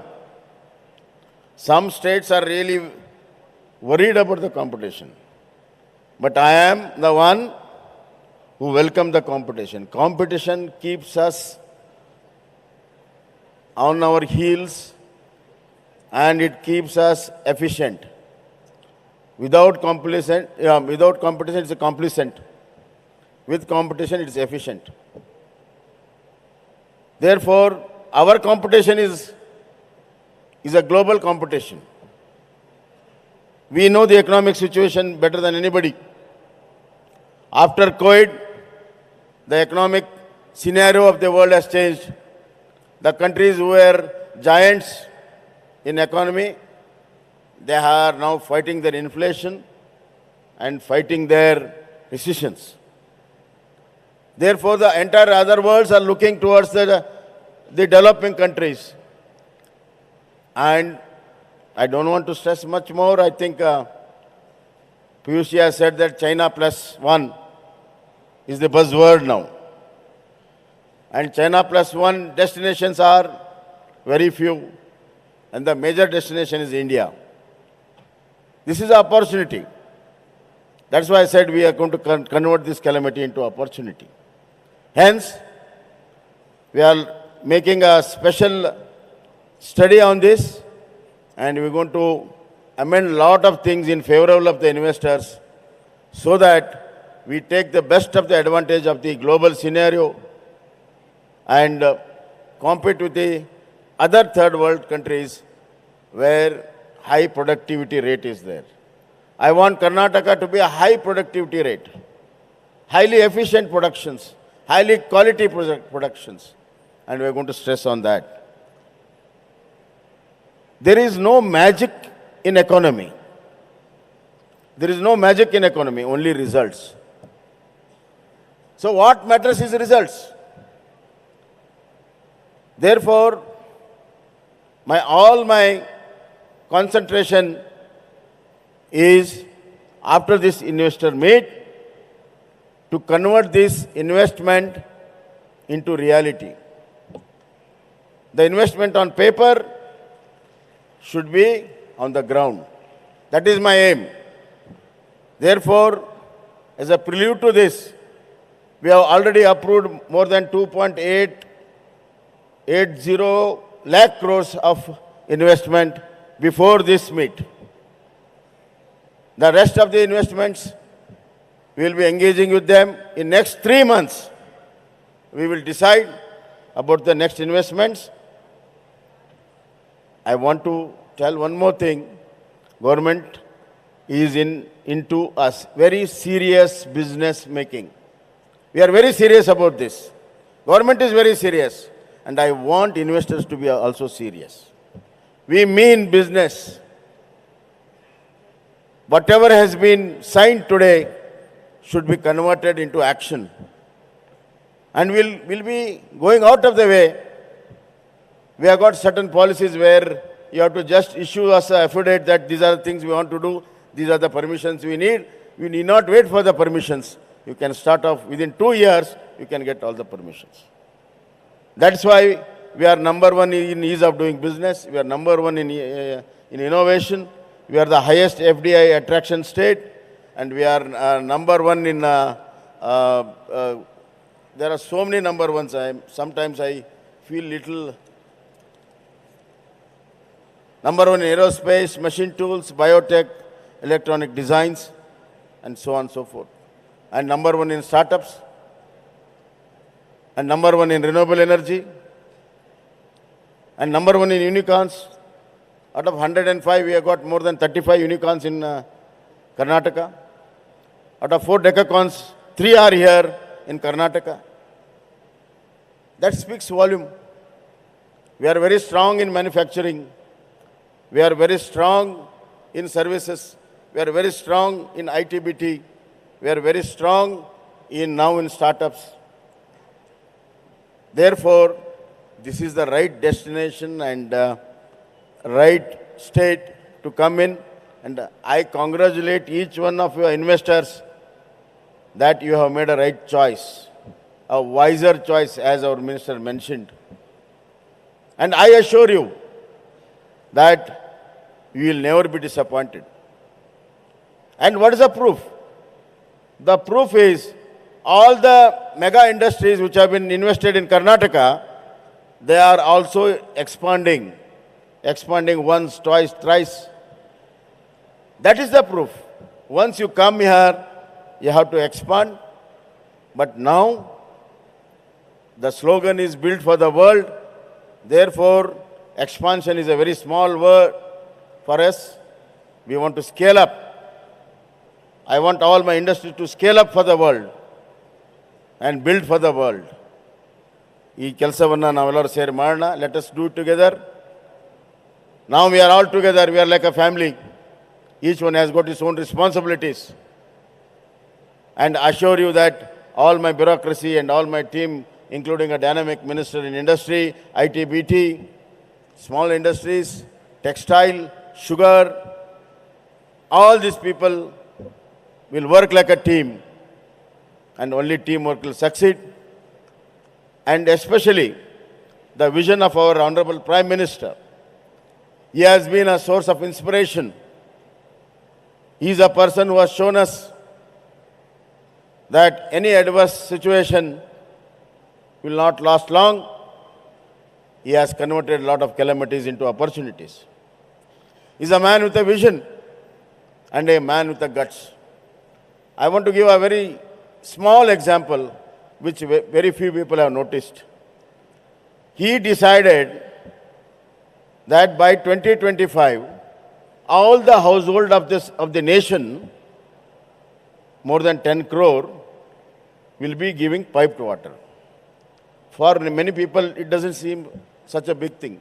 But imagine, no Prime Minister after independence of India has ever dared to make this statement that I will give piped water to every house of villages and cities of this country. Because the task is most difficult one. Some people say it's impossible. Water problem is a dynamic problem. But our Prime Minister had that courage and conviction. And he said, we'll do it. And already more than 50% of that has been achieved. By 2025, we'll have all the households with piped, not only piped, pure, healthy drinking water. It's the greatest achievement for 130 million population, my dear friends. Not that easy. So these are the sensitivity of our leader. From there to the aerospace support what he is giving. And his vision for Make in India, Atmanirbhar, and Sabke Saath, Sabka Vikas. We are in tune with his leadership, his vision, and we are going to take it forward. And as he himself mentioned, lastly, the double-engine government. It is a true sense double-engine government where we have lot of support, lot of guidance from Government of India. And some of the policies which the Honorable Finance Minister has announced in the budget, especially in the infrastructure, Karnataka has been benefited the most. And some of the programs of Honorable Prime Minister has really benefited the Karnataka the most. With this kind of investments, there has been investment coming from Government of India also. Hence, the investment of Government of India in infrastructure and investment of industrialists and the response of Karnataka with a better business and more economy and result-oriented economy, a resilient and sustainable economic growth. I don't want to name the figures, but the atmosphere is really charged up here. And you have really charged it 2 times by coming here and investing in Karnataka and committing to invest in Karnataka. Therefore, once again, I thank each one of you being part of the journey of economic growth of the state and the country. I want to tell you that you have got an important role from today to play, where our Prime Minister dream of $5 trillion economy by 2025. And in Karnataka, we have decided that we will contribute $1 trillion for that $5 trillion economy. And we have already started working on it. We are putting our strategies in place. We have identified the niche areas, and we are going to have a full steam. Some people asked me, some press people asked me that after COVID, how dare you can do this?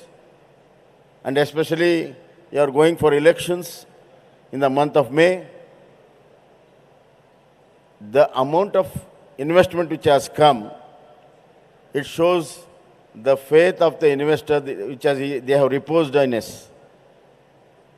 I answered him that we have got faith in our people, we have got faith in the strength of Karnataka, we have got faith in the investors, and I assure all the investors that we will be there next year and that other next year to hand holding, not only hand holding, walking with you shoulder to shoulder.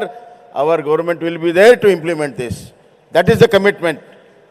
That is the confidence which I want to repose to all the investors as well as the people of Karnataka. That's why I am going to declare that next Karnataka, Invest Karnataka Global Investors Meet will be in 2025 January. That is the confidence which I want to repose. Thank you once again everybody. A big thank you. ಎಲ್ಲರಿಗೂ ಅನಂತ ಅನಂತ ಧನ್ಯವಾದಗಳು, ಕೃತಜ್ಞತೆಗಳು.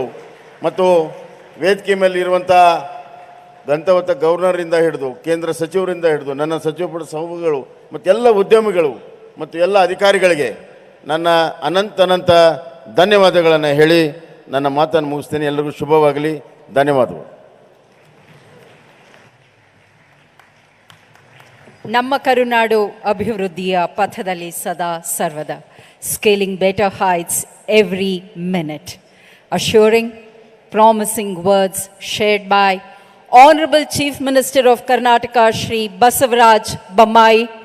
ದೊಡ್ಡ ಚಪ್ಪಾಳೆಯೊಂದಿಗೆ ಅವರಿಗೆ ನಮ್ಮ ಕೃತಜ್ಞತೆಗಳನ್ನು ಸಲ್ಲಿಸೋಣ. Thank you so much, sir.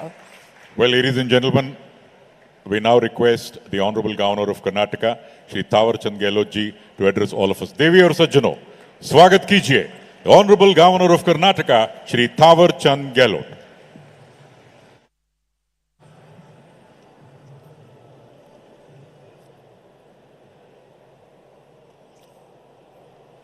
Global investors meet के शुभारंभ अवसर पर मंच पर उपस्थित कर्नाटक राज्य के यशस्वी मुख्यमंत्री श्रीमान बसवराज बोम्मई जी, भारत सरकार की यशस्वी मंत्री आदरणीय निर्मला सीतारमन जी, भारत सरकार के मंत्री आदरणीय पीयूष गोयल जी, श्री प्रहलाद जोशी जी, भारत सरकार के राज्य मंत्री श्री राजीव चंद्रशेखर जी, कर्नाटक सरकार के मंत्री doctor Ashwath Narayan ji, Shri N Nagraj ji, Murugesh Nirani ji,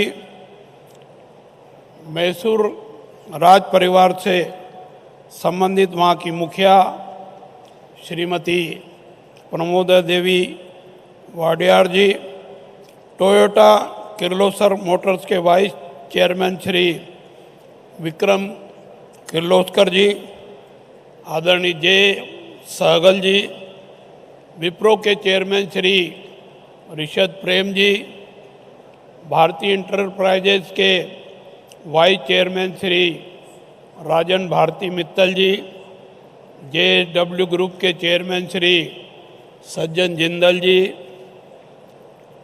Adani ports and says के CEO श्री करण गौतम जी, स्टेरलाइट पावर के MD श्री प्रतीक अग्रवाल जी, कर्नाटक सरकार की मुख्य सचिव एवं अधिकारीगण, अन्य सभी अतिथि महानुभावों, मैं आप सबको सादर प्रणाम करता हूं और आप सबका हार्दिक अभिवादन करता हूं। कर्नाटक राज्य आप सब जानते हैं भारत का प्रगतिशील राज्य है। राज्य का अतीत वैभव, वर्तमान प्रौद्योगिकी विकास तथा प्राकृतिक संपदा के साथ साथ इस राज्य के महान व्यक्तियों की साधना का इतिहास रहा है। देश में निवेश प्राप्त करने वाले राज्यों में कर्नाटक प्रमुख है और अप्रैल 2021 से मार्च 2022 तक FDI आकर्षित करने में ये पहले स्थान पर है। बहुत सारी उपलब्धियां कर्नाटक राज्य की है। मेरे पूर्व वक्ताओं ने उनका उल्लेख किया है, मैं उनको दोहराने की आवश्यकता महसूस नहीं करता हूं, परंतु ये बताना चाहूँगा कि उद्योग और आंतरिक व्यापार संवर्धन विभाग द्वारा व्यापार करने में सुगमता की रैंकिंग में कर्नाटक को टॉप अचीवर का स्थान दिया गया है। DPIIT की राज्य स्टार्टअप रैंकिंग 2021 में कर्नाटक सर्वश्रेष्ठ प्रदर्शनकर्ता के रूप में उभरा है। लीड्स 2022 की रिपोर्ट के अनुसार लॉजिस्टिक्स सुगमता के लिए कोस्टल कैटेगरी में अचीवर राज्य के रूप में वर्गीकृत भी हुआ है। कर्नाटक वैश्विक स्टार्टअप हब है। यहाँ ग्लोबली तीसरे सबसे अधिक स्टार्टअप्स है और देश में स्टार्टअप फंडिंग का 37% बेंगलुरु से है। Funding deal accounts, venture capital और प्राइवेट इक्विटी जैसे समस्त मामलों में कर्नाटक राज्य देश में सबसे ऊपर है। इसके अलावा भारत के 105 में से 40 यूनिकॉर्न और 4 डेकाकॉर्न में से 3 बेंगलोर में है। यह निश्चित रूप से उत्साहजनक है। भारत सरकार द्वारा और राज्य सरकार द्वारा निवेश को बढ़ावा देने और व्यापार को सुगम करने के लिए make in India, made in India, national infrastructure pipeline, reduction in corporate tax और व्यापार नीति उपाय, निवेश का गठन, परियोजना विकास, प्रकोष्ठ, एक जिला एक उत्पाद और 14 प्रमुख क्षेत्रों के लिए PLI योजना जैसी अनेक पहल की है। निश्चित रूप से इन योजनाओं का लाभ कर्नाटक और कर्नाटक के माध्यम से देश को प्राप्त हो रहा है। कर्नाटक में निवेश के लिए सभी आवश्यक संसाधन एवं इंफ्रास्ट्रक्चर उपलब्ध है। मेरे विचार में कर्नाटक में इन्वेस्ट करना निश्चित रूप से देश के हित में और जनहित में और कर्नाटक और राज्य के हित में है। मेरे विचार से पहले माननीय प्रधानमंत्री जी, कर्नाटक सरकार के मुख्यमंत्री एवं भारत सरकार और राज्य सरकार के मंत्रीगण तथा अन्य महानुभावों ने जो औद्योगिक क्षेत्र विकास और पूंजी निवेश के बारे में अनेक सुझाव दिए हैं। मैं आप सभी से अपील करता हूं कि आप भारत सरकार और राज्य सरकार की नीतियों और उपलब्ध संसाधन तथा सुविधाओं का लाभ उठाते हुए अधिकाधिक निवेश करके श्रेष्ठ कर्नाटक के साथ श्रेष्ठ भारत, आत्मनिर्भर भारत के निर्माण में सहभागी बनेंगे। मैं इस अवसर पर कर्नाटक सरकार, विशेषकर प्रदेश के मुख्यमंत्री और उनके मंत्रिमंडल के सदस्यों को इस आयोजन के लिए बधाई देता हूं, शुभकामनाएं देता हूं। और कर्नाटक सरकार ने जो मुख्यमंत्री जी ने अभी आश्वस्ति देते हुए अनेक मुद्दों पर आपको विश्वास दिलाया है, मैं उनसे सहमत हूं और आपसे निवेदन करना चाहूँगा कि जिन महानुभावों ने आज MOU किया है, इन्वेस्टमेंट की घोषणा की है, उन सब का हार्दिक स्वागत करते हुए अन्य महानुभावों से भी कर्नाटक में इन्वेस्ट करने की अपील करता हूं। मैं विश्वास दिलाता हूं कि कर्नाटक सरकार आपके MOU किए गए काम के लिए सक्रियता से, कर्तव्यनिष्ठा से, ईमानदारी से पूरा सहयोग करेगी और परियोजनाओं को पूरा करने में आपके साथ साथ कंधे से कंधा मिला करके प्रयास करेगी। निश्चित रूप से ये इन्वेस्टमेंट मीट कर्नाटक राज्य के साथ साथ देश के विकास के लिए भी काम करेगी, ऐसा मैं महसूस करता हूँ। मेरी बात को समाप्त करता हूँ। आप सबके प्रति यहाँ आने पर आभार व्यक्त करता हूँ और विश्वास व्यक्त करता हूँ कि आप और हम सब देश को विकसित राष्ट्र बनाने में सहभागी बनेंगे। जय हिंद, जय भारत।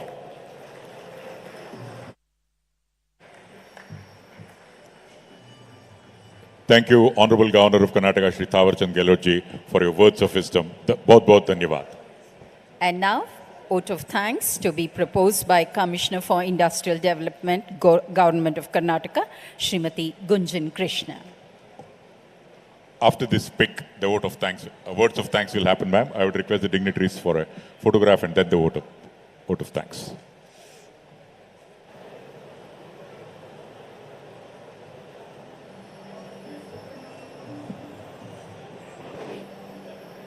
Namaskara.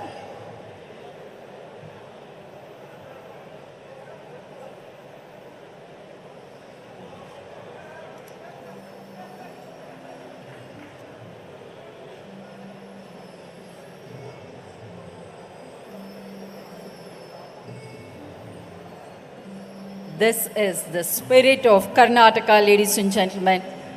ವೇದಿಕೆಯಲ್ಲಿರುವಂತಹ ಎಲ್ಲ ಗಣ್ಯರಿಗೆ ನಮ್ಮ ವಂದನೆಗಳನ್ನ ಅರ್ಪಿಸುತ್ತೇವೆ. ವಂದನಾರ್ಪಣೆ ಇದೀಗ ಶ್ರೀಮತಿ ಗುಂಜನ್ ಕೃಷ್ಣ ಅವರಿಂದ. We would request the dignitaries to kindly take a seat for the vote of thanks. Request all of you to kindly be seated, madam. Dignitaries on the dais. I would request Madam Gunjan Krishna for proposed vote of thanks. Respected dignitaries on the dais, ladies and gentlemen, it is my proud privilege to deliver vote of thanks for the 5th edition of the Global Investors Meet in West Karnataka 2022. First of all, I would like to show our heartfelt gratitude to the Honorable Prime Minister of India, Shri Narendra Modi ji, for leading us to Atmanirbhar Bharat. Sir, we would take your mantra of making India to a new level of build for the world. I would like to thank Honorable Governor of Karnataka, Shri Thawarchand Gehlot ji, for his kind presence and guidance. I would like to thank our dynamic Chief Minister, Shri Basavaraj Bommai ji, for his overall vision. It was under his leadership the entire event has been designed to ensure that the political leaders, business leaders and thought leaders are brought on one platform to lay out the development agenda for the coming decades. I would like to thank Union Finance Minister, Srimati Nirmala Sitharaman, Madam ji, for giving us strong economic fundamentals even during tough times. I would like to thank Honorable Union Minister of Commerce and Industry,